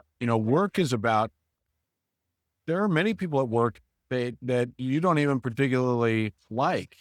There are certainly lots of people at work that you would not spend your time with if it was just free time. Yeah. But they're also another social network. There are also so many of those elements that I think we've stripped out of young people's experience. And so consequently, those young people retreat to what they know, that comfort zone, that cocoon, and that isolates them more. I really do think if we can figure out how to do this, if we can just seek out our back corner booths in enough of our spots on busy nights, where we can get a good mix of young men and women to just sit down and talk to each other and have, hell, we could get them to play dice. When was the last time we played dice? I know, it's such a great. No, but it's not just that. Like when I look at the statistics and again, following all these people and looking at all the actual data of how many young men have never asked a girl out on a date. I'm not even talking online. I'm talking ever. Yeah. That is unbelievable to me. And from my perspective also, I can literally look back. Every relationship that I've had that was a serious relationship was initiated by me. And there was an Instagram thing that was posted a while back, and I don't even remember if it was something posted by Chris or somebody else where they were like, when some women need to start making the first move because men are so traumatized and so scared to do it. You've got to be able to, I know exactly what it was. Believe it or not, Chris recently did an interview with, of all people, Tucker Carlson, which is a whole nother episode. It was a very interesting interview that was all about relationships between men and women. So it was not political or anything like that. It was just more timing considering the way Tucker is seen in society these days, which is well-deserved and gonna say, warranted. yeah, I was gonna say Yes, it's an own goal. yes. But there was an interesting segment where Chris talked about, there was I don't know if he was referring to an actual story, but he was talking about when a young man approaches a girl and she's with a group of girls, if he's a little awkward or something isn't right, and the girl rejects him and then makes fun of him in front of her friends, how traumatic that could be for a young man. Absolutely. And it's traumatic for anyone. And my whole thing is I have approached men who I could tell there was an interest. There was eye contact or some sort of communication, but I could also tell that they were terrified or they were afraid of being rejected. So what do we have to do as women? We have to smile at them. We have to, a smile and eye contact to me sometimes is the first move, and the move that is going to make a guy go, oh, wait, maybe I should go and try to talk to that girl, as opposed to being terrified, right? For sure. And a couple, so I mean, some of the damage that you're talking about, some of the fallout you're talking about, you know, the roots of that, some rightfully so, were laid down during the Me Too movement, you know, which was which was extreme. Everything has just gotten it got taken too far, as many causes do. Causes become these movements, and those movements get carried. There's always someone who's radical, who's out there. Great fucking song, but go on. I know. I know. I didn't know if it would even make it on the. It's going to. But you know, to me, that caused boys to be taught to back off so much. You know, I don't know. Chris talks about this. I don't know that I ever would have kissed a girl if beyond getting her on a date and getting her somewhere private enough that I could then try to kiss her. If I then had to say, am I allowed to do this? Are you okay if I kiss you? And so to some extent, part of that solution, as you mentioned, is women are afraid of. We have young people here that, you know, only drink canned cocktails because they don't want a bartender to make them a drink because they're afraid of getting roofied. A lot of this fear that statistically very, very infrequent things. That's the media blowing it out of proportion too. Exactly. It's like people think if you let your kid ride their bike to school, they're going to get kidnapped. 1 in a bajillion chance. 1 in a bajillion chance you're going to get roofied. 1 in a, you know. Everything has just gone to the, you know, level 10, level 10. And so you have girls, you have girls already looking for these things. So they back up. The way to get together, it's called getting together. It's called hooking up. And so having women lean in a little bit to show interest, you know, hey, if a guy is thinking he wants to kiss you, that's a great time for you to lean in if you want to be kissed. If a guy looks like he wants to approach your group and you think he's cute, it's a great time to smile at him.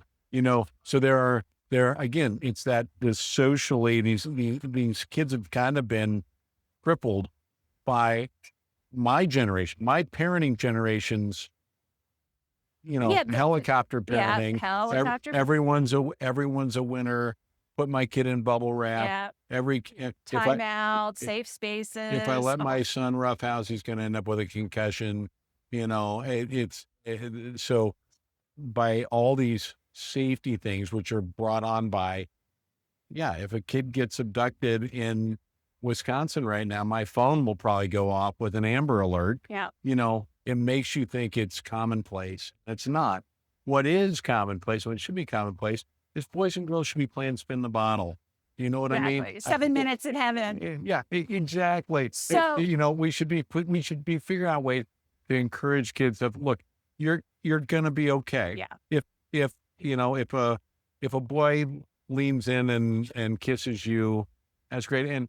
And if he puts his hand on your boob and you have to push his hand off, that's normal. That's called a date. That's way more normal than him having to say, may I put my hand on your boob? Yeah. And I think if we get back to some of those things that our generation as kids was what we were allowed to do and we did get right. Yep. It's just so funny that we're the parents, we're the parents that were out Doing all. playing after dark Yeah. with no cell phone. Yeah. And, I know. we had great freedom. Yeah. And suddenly we've become these parents of kids that feel like they can't do anything. And Yeah. my gosh, did you play the jukebox? No, I was just going to ask, did you pick this playlist? Hold on a second. No. I just want to make sure. I couldn't remember if I press what. Yeah, I did. Okay. I don't know why. Okay. Yeah. System of a Down. System of a Down. Going to come off my bucket list. Yeah. Station. I was just going to, okay, we're going to talk about that on the next podcast because there's not enough time to talk about the concert that we're going to. Our Sick New World recap show. Yeah. So now we talked a little bit about your book, but okay. So backing up a little bit, obviously I applied to work for Chris, but you saw the letter and the resume that I sent for the job that I created basically out of a job that he posted that I thought he just didn't write the correct description of the job because it was more technical. Like he was looking for a studio manager. To me, that's the camera, the lighting, all the technical stuff. Which clearly you suck at. Which clearly I suck at, which is why I would never apply for that job. So instead, I created general manager, which was all the media stuff and all the stuff that we know I'm capable of doing. So that was sort of my cute way of trying to apply and get a job with him. But what I did the night of the show when he was here at the Paramount a couple weeks ago, I brought all the backup stuff, including, and I'm gonna have to show you separately what I sent to him on X after the show, because what happened was I brought this duffel bag of stuff, including your book and a couple of other books that I wanted him to have, and then a CD and a T-shirt and some stuff from that band that I told you about called As the Structure Fails. Because, honestly, as much as I want to work for him, I will be fine if I don't get a job with him. But if he reads your book and has you on the show, and if he listens to As the Structure Fails and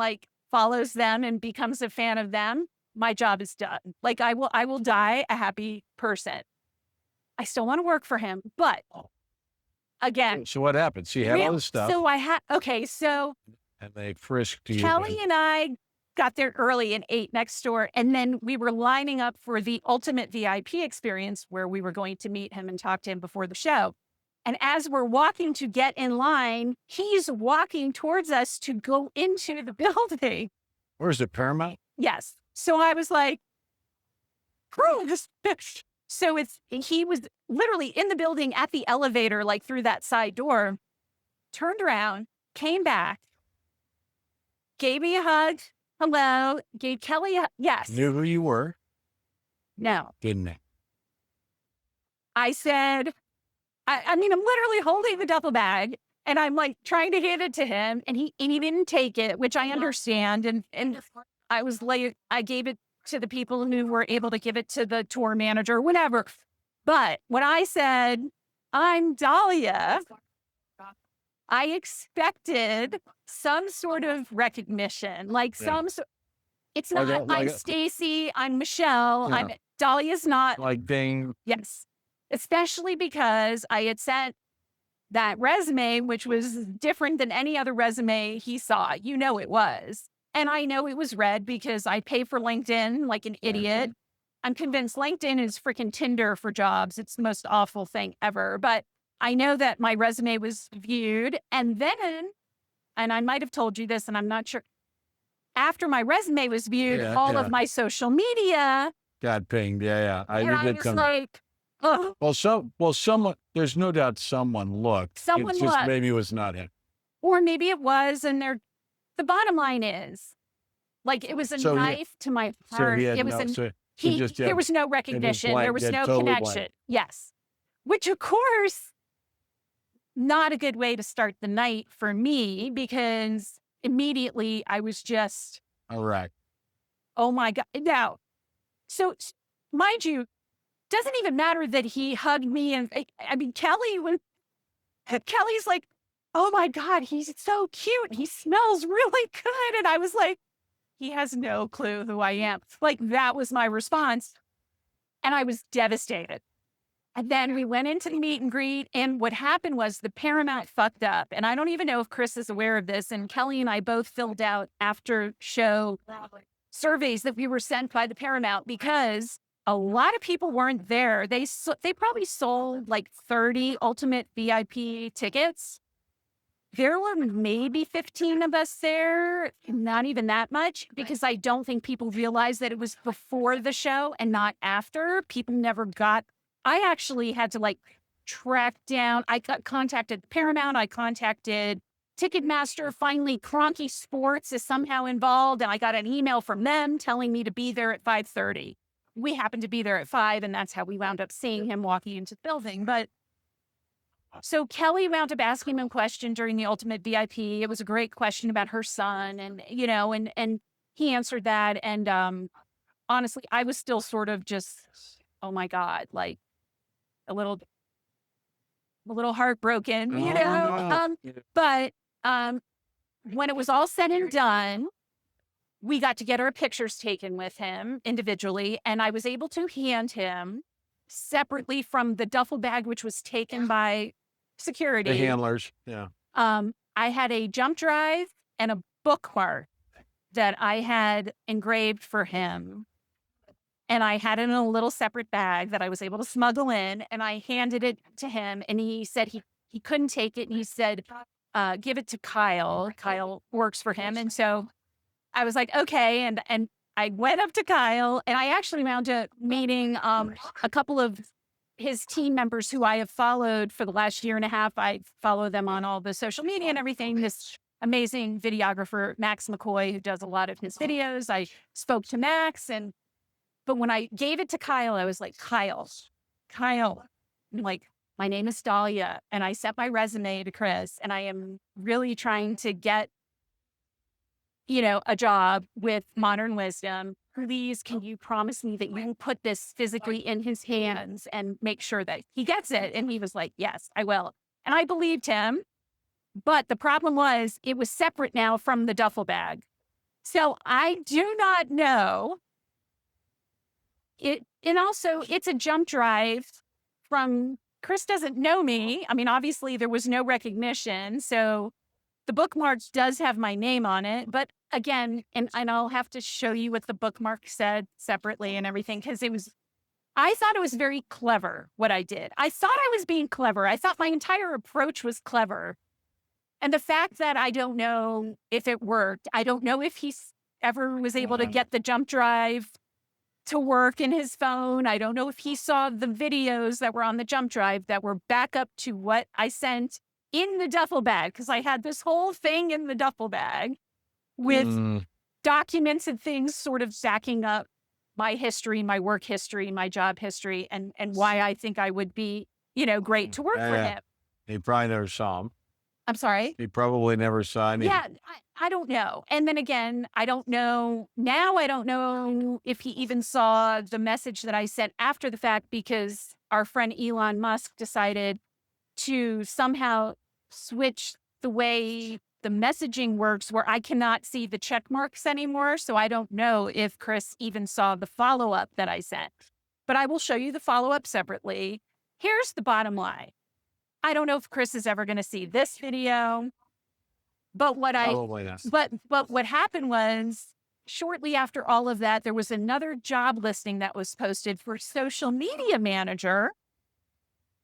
And I kind of applied for that as well and was able to send a cover letter as part of the email that said, yes, I'm applying for a second job with Modern Wisdom because I don't know what happened with my first application. But here's the bottom line. Chris talks about how he can't stand open loops and how he realizes that that's something that could drive a person mad, basically, like not having closure, not Yeah. having. And I'm the first one. This sort of goes back to what I was starting to say about dating. I would rather see the guy at the bar, be terrified of going up to him or talking to him or buying him a drink. And I would rather be rejected than to go home and ponder for the next month. I should have talked to that guy. I should have said something to that guy. He smiled at me. Why didn't I say, like, so my entire life, after a certain point, I just told myself, you don't want to go home with the open loop. You want to go home with either the, yes, let's go on a date, or I'm not interested, and be rejected. And I feel like a lot of people today aren't like that. I think Chris understands that. And so my only hope, and what I said in the letter is, you're going to have to hire me or you're going to have to reject me. There can be no in between, because I have to know one way or the other. And I haven't heard back. So it's a little disheartening, and I'm just hoping. Yeah, it's such a gatekeeper experience. Yeah. You know what I mean? Because it just, I can't tell you, back in my early days when I was a sales guy, how hard I worked with creative ways to get into the decision maker. My whole thing is like, I'm so clever. Like, why and I had should you? no way of knowing If it worked. that. Yeah, because there were secretaries or assistants or this or that or the other thing. And they, in a split second, they might decide she doesn't need to see this. And again, like, I feel like the book, like, and okay, so here's the funny thing, and maybe I will include it in this video, but I did, with the application for the social media manager position, they asked for a 1-minute video explaining why you want the job. And you've seen some of my posts maybe on Instagram of the sunrises and the sunsets lately, because I've just been obsessed with how spectacular it's been. Yeah, This it's been weather has amazing. been It's been ridiculous. Look at us today. It's December 26th and we're in, it's like, I think we're getting a snowstorm on Sunday finally, but it's just been a most ridiculous winter. But I literally recorded a 1-minute video from my rooftop deck watching the sunset one day. And I said, if my application to be your general manager didn't work, if my application to be your social media manager didn't work, if my bookmark didn't work, if the 3 videos that were on the jump drive didn't work, then by God, this should tell you how much I want to work for you, because I am willing to give all of this up and move to Austin, Texas to work with you. That's it. That alone should get me the job, because I'm either the biggest idiot in the world or I really, really, really want to work with you. And that was the video that I sent. I do think another weird thing about this nouveau celebrity class of people who are approachable and normal and emerge from just, I'm a normal person and I started this podcast. I have a college friend, Sam Harris, is a guy. Oh, I know Sam. Sam and Chris are friends. Sam's been on a number of times. And you like to think, gosh, they're still pretty normal. But, I've been back to my reunion and actually one of the mutual friends that I met Sam through, this guy, Claudia Cole, it occurred to me when Claude had said, oh, Sam might show up. To me, that's unremarkable. To me, that's like, you and I are not impressed by stuff like that. No, I just think, well, why wouldn't he show up? Right. This is his graduating class, and he knows, certainly knows Claude. I mean, he has a bunch of friends. Actually, I wouldn't even consider myself a friend of his. He dated, we found ourselves in the city, one time with a couple gals. Yeah. But I think there's this assumption that Sam is still a normal person. And I think just the crazy way the world is now, and the fear, that same fear mongering that caused you to say, I'm not going to let my child out in the backyard, creates these layers of protection from, oh, I can't.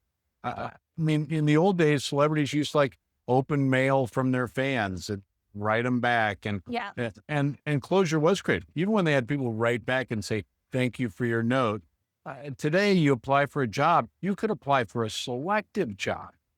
You never hear And anything. and You're and ghosted. That's what I'm and saying. and LinkedIn is Tinder. LinkedIn is yeah, Tinder yeah, for business. yeah, and so I totally get that, but what I suspect is, you know, Chris is one of those people who has achieved a level of fame that there is a feeling, right or wrongly, the feeling of you need to create some layers between yourself and your general public. And I think what you should have made that video about, you should have had someone like Kelly or me or someone who knows you and has known you for a long time, make the video and say, by the way, Dahlia is just a normal person. Yeah. And she's not crazy, and she's not, you know, Video on the jump drive that I gave him, I think I did indicate that I am a little crazy. there you go. But But with the understanding, like, again, I've watched so many of his videos, and I said this on my video. I'm like, I've seen a year and a half of your content. I posted, you know how everyone did their end of year reviews, their social media stuff. I'm in the 0.1% of his 4 million fans. Okay. 4,000 of us have watched as much content as I have out of 4 million people. That says a lot. And I get it. And I said, I'm a super fan. I am. I've learned so much. I've done, I've done right, it. but none of that's But crazy. here's the crazy thing though. Here's the really crazy thing. That video on the jump drive, it's 3 videos. The first video I filmed on October 5th before any job was ever posted, because I filmed it after he posted a health vlog about what he has gone through in the last 18 months, because he's gone through some major health challenges. And the reason I filmed the video was because after watching that blog, I had been wanting to apply to work for him for a long time. That was the catalyst to make me finally step up and do it. So I want him to realize that like the video that I made and all the job description and everything I said I was going to do for you, which you later posted that you were looking for, I did long before you ever asked for it. So I knew what you needed before you even said you needed it. So that's where I was coming from with that. So then that was the first video. The first video was I'm going all in. I just watched your health vlog. I want to work for you. Here's what I can do for you. Here's where I see you could use me. Here's what I think I could, blah, blah, blah.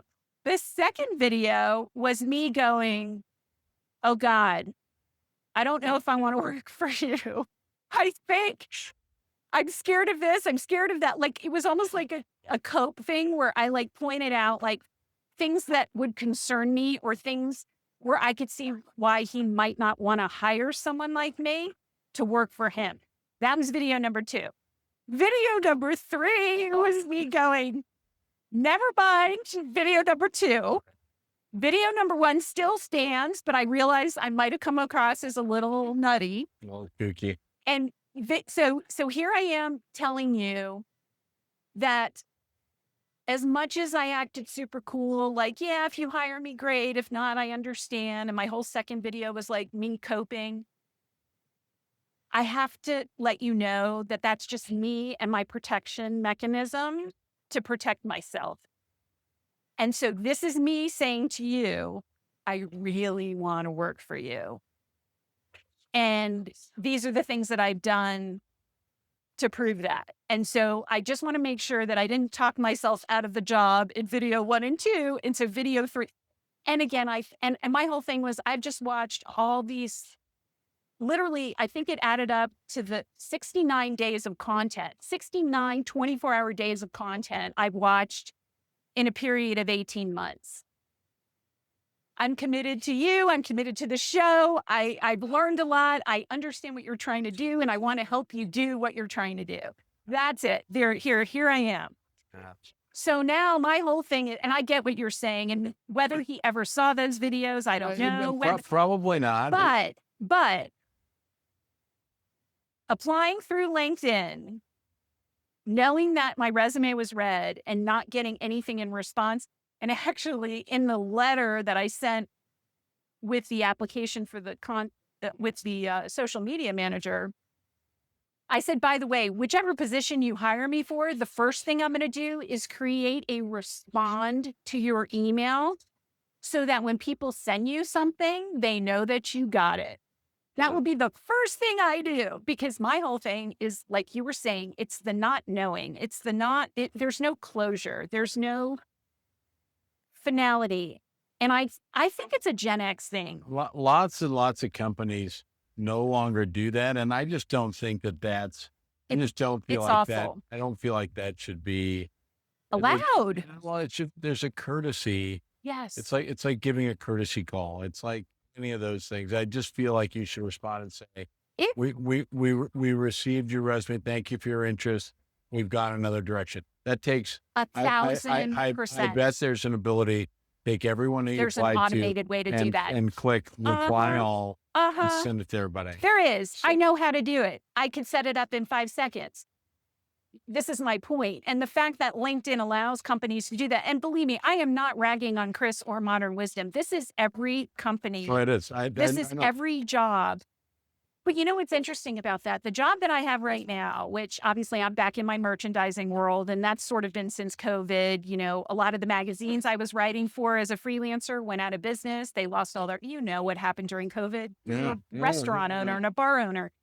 But, you know, when I applied for this job, it was weird. I almost missed it because I had applied and then they had an open interview process thing, and I had gotten a message, but the message went to spam, and I found it and I was able to go, and it was at this hotel and they had all these recruiters and it was this whole thing. And I walked in and That was for Chris's show? No, this is for the job that I have now, the merchandising job that I'm doing now for the company, for the furniture company that I'm working for. And this is what was so interesting. I went in and this guy, Michael, you know, I went up, shook his hand, sat down, start talking, and I'm ready to show him my portfolio and my resume. And he looks at me and goes, how much money do you need to make to get this job? Because I had made a comment about the range, and I told him, I said, I would like to get, and he goes, okay, give me a minute. Let me go. And I said, do you want to look at my portfolio? He goes, I don't need to look at your portfolio.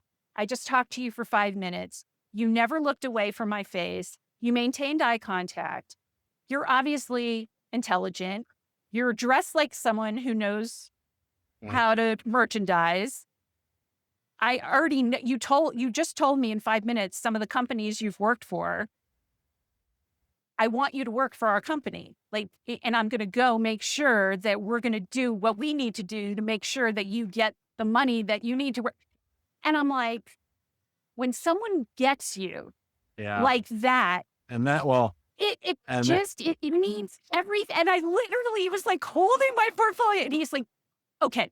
And he takes it and he glances at it and he goes, yeah, I knew this is what it was going to be. And that's what's so enormously disheartening about you getting the drive and the card and you got some things either almost directly or 1 degree of Kevin Bacon from Chris. Oh, I'll show you the picture. In the picture with him, I got my picture with him. I'm holding the bookmark and the drive in my hand, and you can see it in the picture. It's what I'm saying. So they obviously decided you weren't normal, and I guess maybe on some level, you know, they're maybe looking for someone in this role. Maybe they prefer someone that says, I didn't even know who Chris was until you responded to my resume.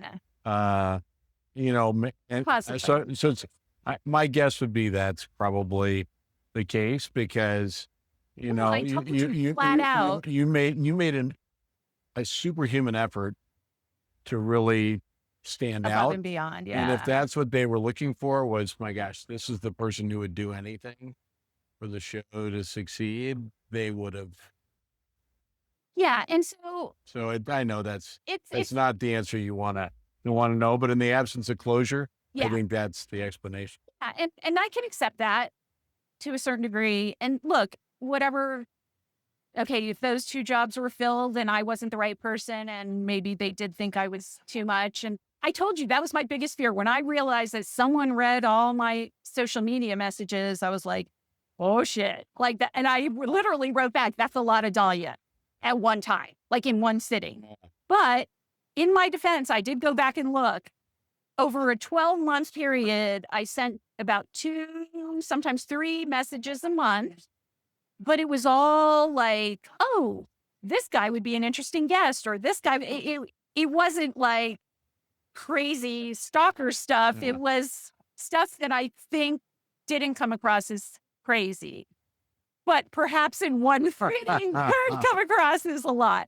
But look, I mean, who's to say in a couple months I won't get a call and he'll want to work on a project separate from anything, specific to the positions that I applied for. And I can accept that. What I cannot accept is him not wanting to talk to you and not wanting to talk to as the structure fails, because you know me. It's not about me. I mean, I was thinking the other day back to when I was working for you and Cherry and how much fun that was, and like wanting people to get excited about that kind of establishment in Cherry Creek. And like it had been so long. And so, but maybe in a way, something like this, like if Chris ever saw this, like I worked for you and I'm friends with you, but how I am as an employee too. And all I want is your success. And I also know that you're very capable. I also know you're not, a crazed fan. I'm just, But again, I'm passionate. I'm passionate and I'm obsessive. Well, and Chris has a platform where you could have an impact. In some ways, even if you just mildly influence his agenda, you could have an impact on some of the issues that you deeply care about. And that's cool. From a perspective of what we were talking about earlier about my relationships with men and how I relate to men so much more than women, he has so many of your people in his circle right now. He has tons of Gen X guys that have been on the show or that are friends of his that are influencing him and helping him grow as a person and everything. He has no Gen X women around him at all. And so there's part of me that just is like, don't you understand? Like all these cool guys, like Andrew Huberman. Okay, can I just tell you what I told him about you? And I'll show it to you on the message that I sent on X. I said, if Huberman and Dr. John Deloney, and I don't know if you know him, if they had a baby, it would be you. And that's why he has to read your book. And I wrote on here, the list of the people that he's had on the show that, this is, okay, so Huberman and Deloney, and actually Joe Hudson is another one who kind of has your energy too. And to me, all of you have Henry Rollins energy, which is, to me, like anybody that I see that energy in, I'm immediately like, amazing. So so the 3 of them, Andrew, Dr. John, and Joe Hudson, Henry Rollins energy, but you have that too. And you would be best friends with them. I'm telling you, you would be best friends with them. Did you know, is Huberman a little younger than us? He might be a little younger than us. He wasn't, because he went to Stanford as well, but I don't think he was there when you were there. No. Okay. It was just, what's his name? Sam Harris. Sam. Okay. Then I literally made this list. Steve Stewart Williams, Alexander Datesyke, that's his, we don't know his last name. These are all evolutionary psychology guys. Mac and Murphy, William Costello, Rob Henderson, Matthew Hussey, Connor Beaton. Any of these guys, you and I could sit down and talk to them for hours about dating and the dynamics between men and women and how we're going to save the universe by getting people to date again. Then George Mack, this guy, Gerwinder Vogel, and Eric Weinstein. Okay. I laugh every time I say his name. He pronounces it Weinstein. I'm Weinstein. Somewhere down the line, we're related. I just don't know how. But those three are like some of the smartest, most future thinking idea guys on any podcast anywhere. But Chris has had them on multiple times. And actually, George Mack is living with Chris right now and is working on a book that I've been in touch with him about potentially editing, which is not to say I'm going to. He's gotten a lot of applications, but at least I was communicating with him and he's well aware of my desire to work for him and for Chris and all of that. Richard Reeves, Chris Bumstead, Arthur Brooks. And these are all people that have been on his podcast. And these are the people that I will watch these episodes over and over again because of the wealth of knowledge and wisdom that I've gained. Those three, I mean, they talk about men's issues like I haven't heard anybody talk about men's issues, and I respect them so much. Douglas Murray, Godsod, Konstantin Kisin, and Francis Foster. Those guys are more political, but rational, definitely center right, I would say, but definitely open to listening to what other people have to say on the other side of the coin as well. And then these two, Angelo Summers and Elliot Buick. Angelo is 22 years old. Elliot, I think, just turned 20. They're the future. I call them Chris's mini-me's. I've watched the Angelo episode at least 30 times. I printed it out. I actually have it in here. Like, do we have any more daughters we have to marry off? Okay, then never mind. But my youngest is gay, so well, she will eventually get married, but I'm not worried about her. Okay, she's not having to run the gauntlet of. I'm just saying, if she wasn't gay, she'd be on a plane to Bali right now to meet Angelo, because I am telling you, you watch any of his videos, you want him to be your son-in-law. Okay. I love it. And then these are the last guys. And the reason I picked them, I'll tell you, James Smith, who's his partner in Newtonic, Zach Tellender, his best friend in the world. Natural guys to have on. Alex Hormozy. I don't know if you're familiar with him. Dr. Mike Israetel. No. Tim Kennedy, former Ranger. Yeah. Okay. These are the guys that, and I put you in this list too. You can be in a couple of these lists. I could go up to any of them in a dress and say, do I look fat in this dress? And they would go, yes. And not only that, that lipstick that you're wearing, I'm not crazy about it. It's not flattering for your face. And these are the guys that girls do not like, but I love, because they're the guys that are just going to tell it like it is. Yeah, which all women purport to love. But most women don't. Exactly. That's. But you know me, you would do the same thing though. Yeah. You would probably do it a little nicer than them, but you would definitely, if I showed up at your house in an outfit that you thought was not flattering, I would probably say something. You wouldn't just try to like make me feel good. I would do it in a more positive way. Like, I know you would. Like I kind of like the way they do it because it's funny. Like they're all funny and they're all very blunt, and I like that. You know.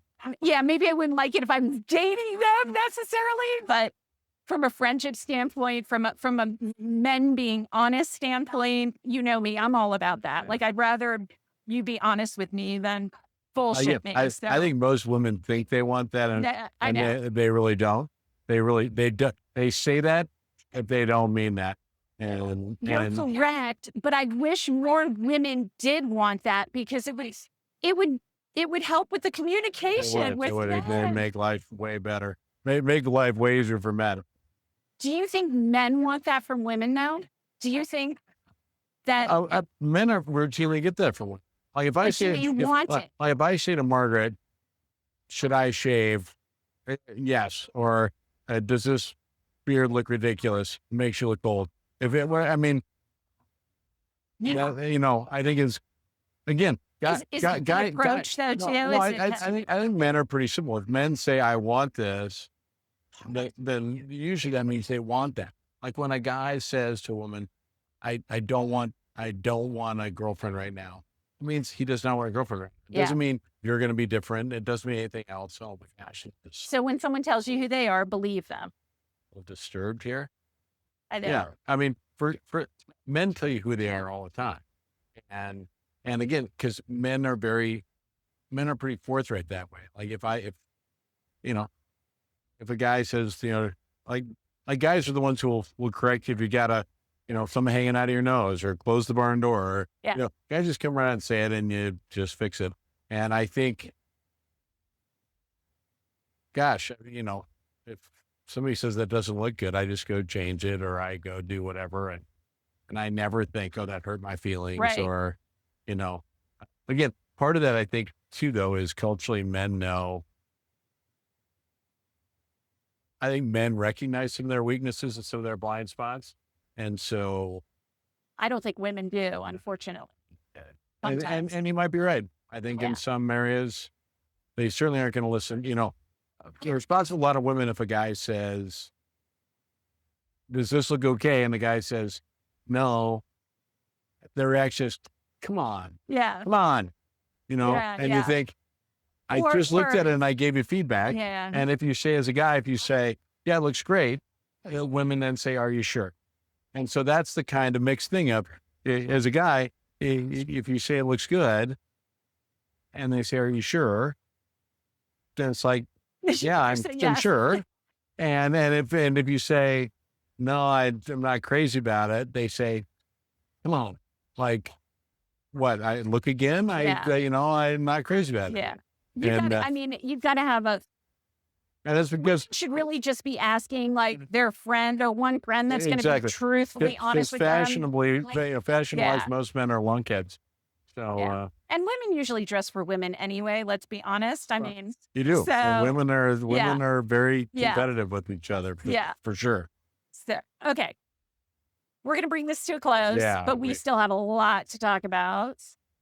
And obviously we're going to plan some events. I love fun conversation always. I was also thinking when we start planning the stuff for the bars, like to do some kind of Sadie Hawkins thing where maybe the girl gets a drink ticket to give to a guy that shows up to get the girls a little bit motivated to making the first move or to at least opening the door. So how do we feel about that? Maybe? Yeah.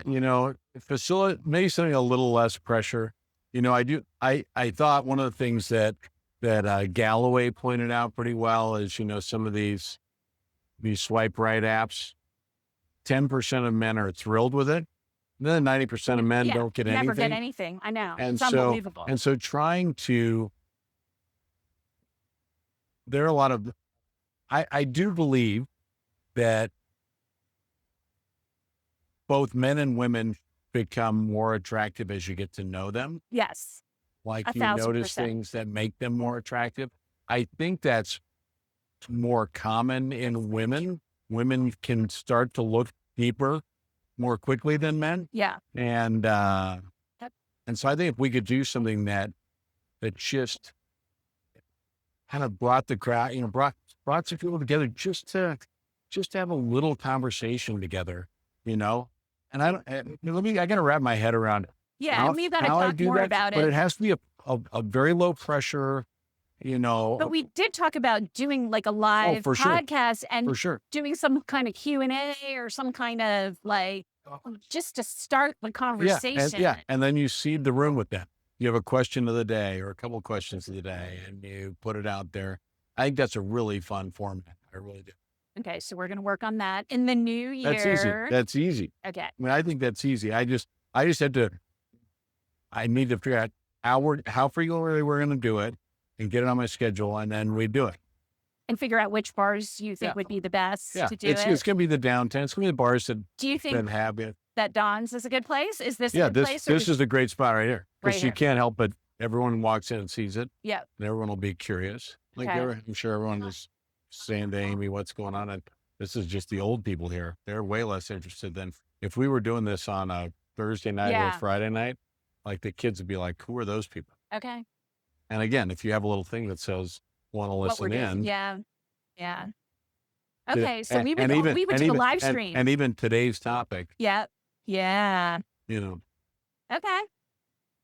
Well, I'm going to hold you to this. well, it's fun. And let's end on. That's how I ended up, that silly book is thought I should do that. And I'm the kind of person Well, that and again, I'm the kind of person that decides, and I'm just going to do it. So just so you know, in the duffel Love bag, the old one. I love that I have the old one too. So I have the digital new one on my Kindle. I sent the digital one to Chris months and months and months ago, long before any of the duffel bag stuff. But then I also bought the physical new version and put it in the duffel bag with a note explaining who you were and why he has to talk to you, which is why we did not go deep into the book, because I want you to be on his show talking about the book. Maybe he thinks So- I'm crazy. No. He, hopefully, if he got the book, at least, he'll be interested in that. But let's end on the most exciting note for 2026, because you sent me a Christmas present that I'm very excited about, and I want to mention what it is, and then we'll talk about it more in a future podcast. We should just do an entire podcast based on our musical connection, Sure. based on the CD that you burned for me 25 years ago that I No. still have. I, And what did you get me for Christmas? Tell everybody. oh, I got you a You said VIP me. ticket. It said, "'Tis the season." That's what it said. That was Oh, the is that what's headline. in there? Yes. Nice. And what did you say? The ticket to Sig New World.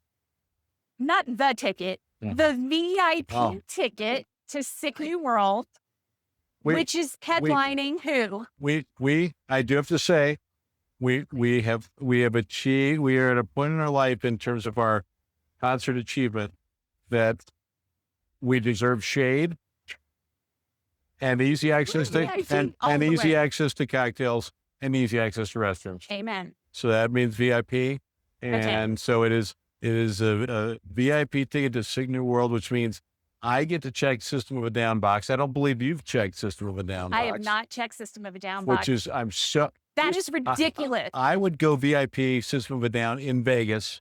Agreed. I would just do just that. Yep. But there are, my gosh, Evanescence, Korn. Evanescence, Korn, Which I told you, by Marilyn the way. Manson. I told you a friend of mine is dating. Yeah. Okay. Yeah. So Evanescence, we're good. I mean, Marilyn it's, Manson. So it is going to be freaking, and it's all happening in one day. I thought it was a weekend. LinkedIn, I know. I thought it was a weekend. Insane. Yeah. POD. I mean, it's amazing. How are we doing that all in one day? Okay. And it's in Vegas, which never been to Vegas, which I know you can't believe. Love and Vegas. where did you get me a hotel room? We're going to see the Fontainebleau, which is amazing. My And favorite hotel in Vegas. I cannot wait. I can't believe that you got me that ticket. And I can't believe we're going. It's going to be amazing. I'm so excited. It's going to be amazing. All right, babe. Love you. Thank you for doing this. And I'm excited for us to get this project going. I'm in. Because I think it'll be fun for us too. It will be. It'll be very good for us. Feel like I'm contributing to the world somehow. And if 17 people watch it, don't feel sorry for ourselves. Oh, I don't. I don't care. Yeah. Well, you never know. Maybe 4 million people will watch it, and then Chris will be interested in your duffel bag. You know what's funny about that? And you and I can speak to this. Obviously, we talked about my experience at the Rocky. And before that, when I was younger and I was modeling in Miami, I'd done the whole, people know who I am thing. It doesn't mean anything. It doesn't. It's like half the people want something from you. The other half think that you're a show off. And then there's 10 that actually you meet and they get to know you and you become friends. And if that happens, that's great. But overall fame and stuff, it doesn't mean anything. I would do it just for the fun of it and for the fun that it might bring to the bars. Yep. That's the reason I'm doing it. All right. Done deal. So this is the official first episode of What Do I Know? Nice. First official episode. So I was here. hopefully it'll lead to future episodes at the bars and I'll be lots of ex- I'm gonna be- dating, excitement, and fun. And I'm going to be excited. I'm going to be excited to see it. all right. Thanks, Mark.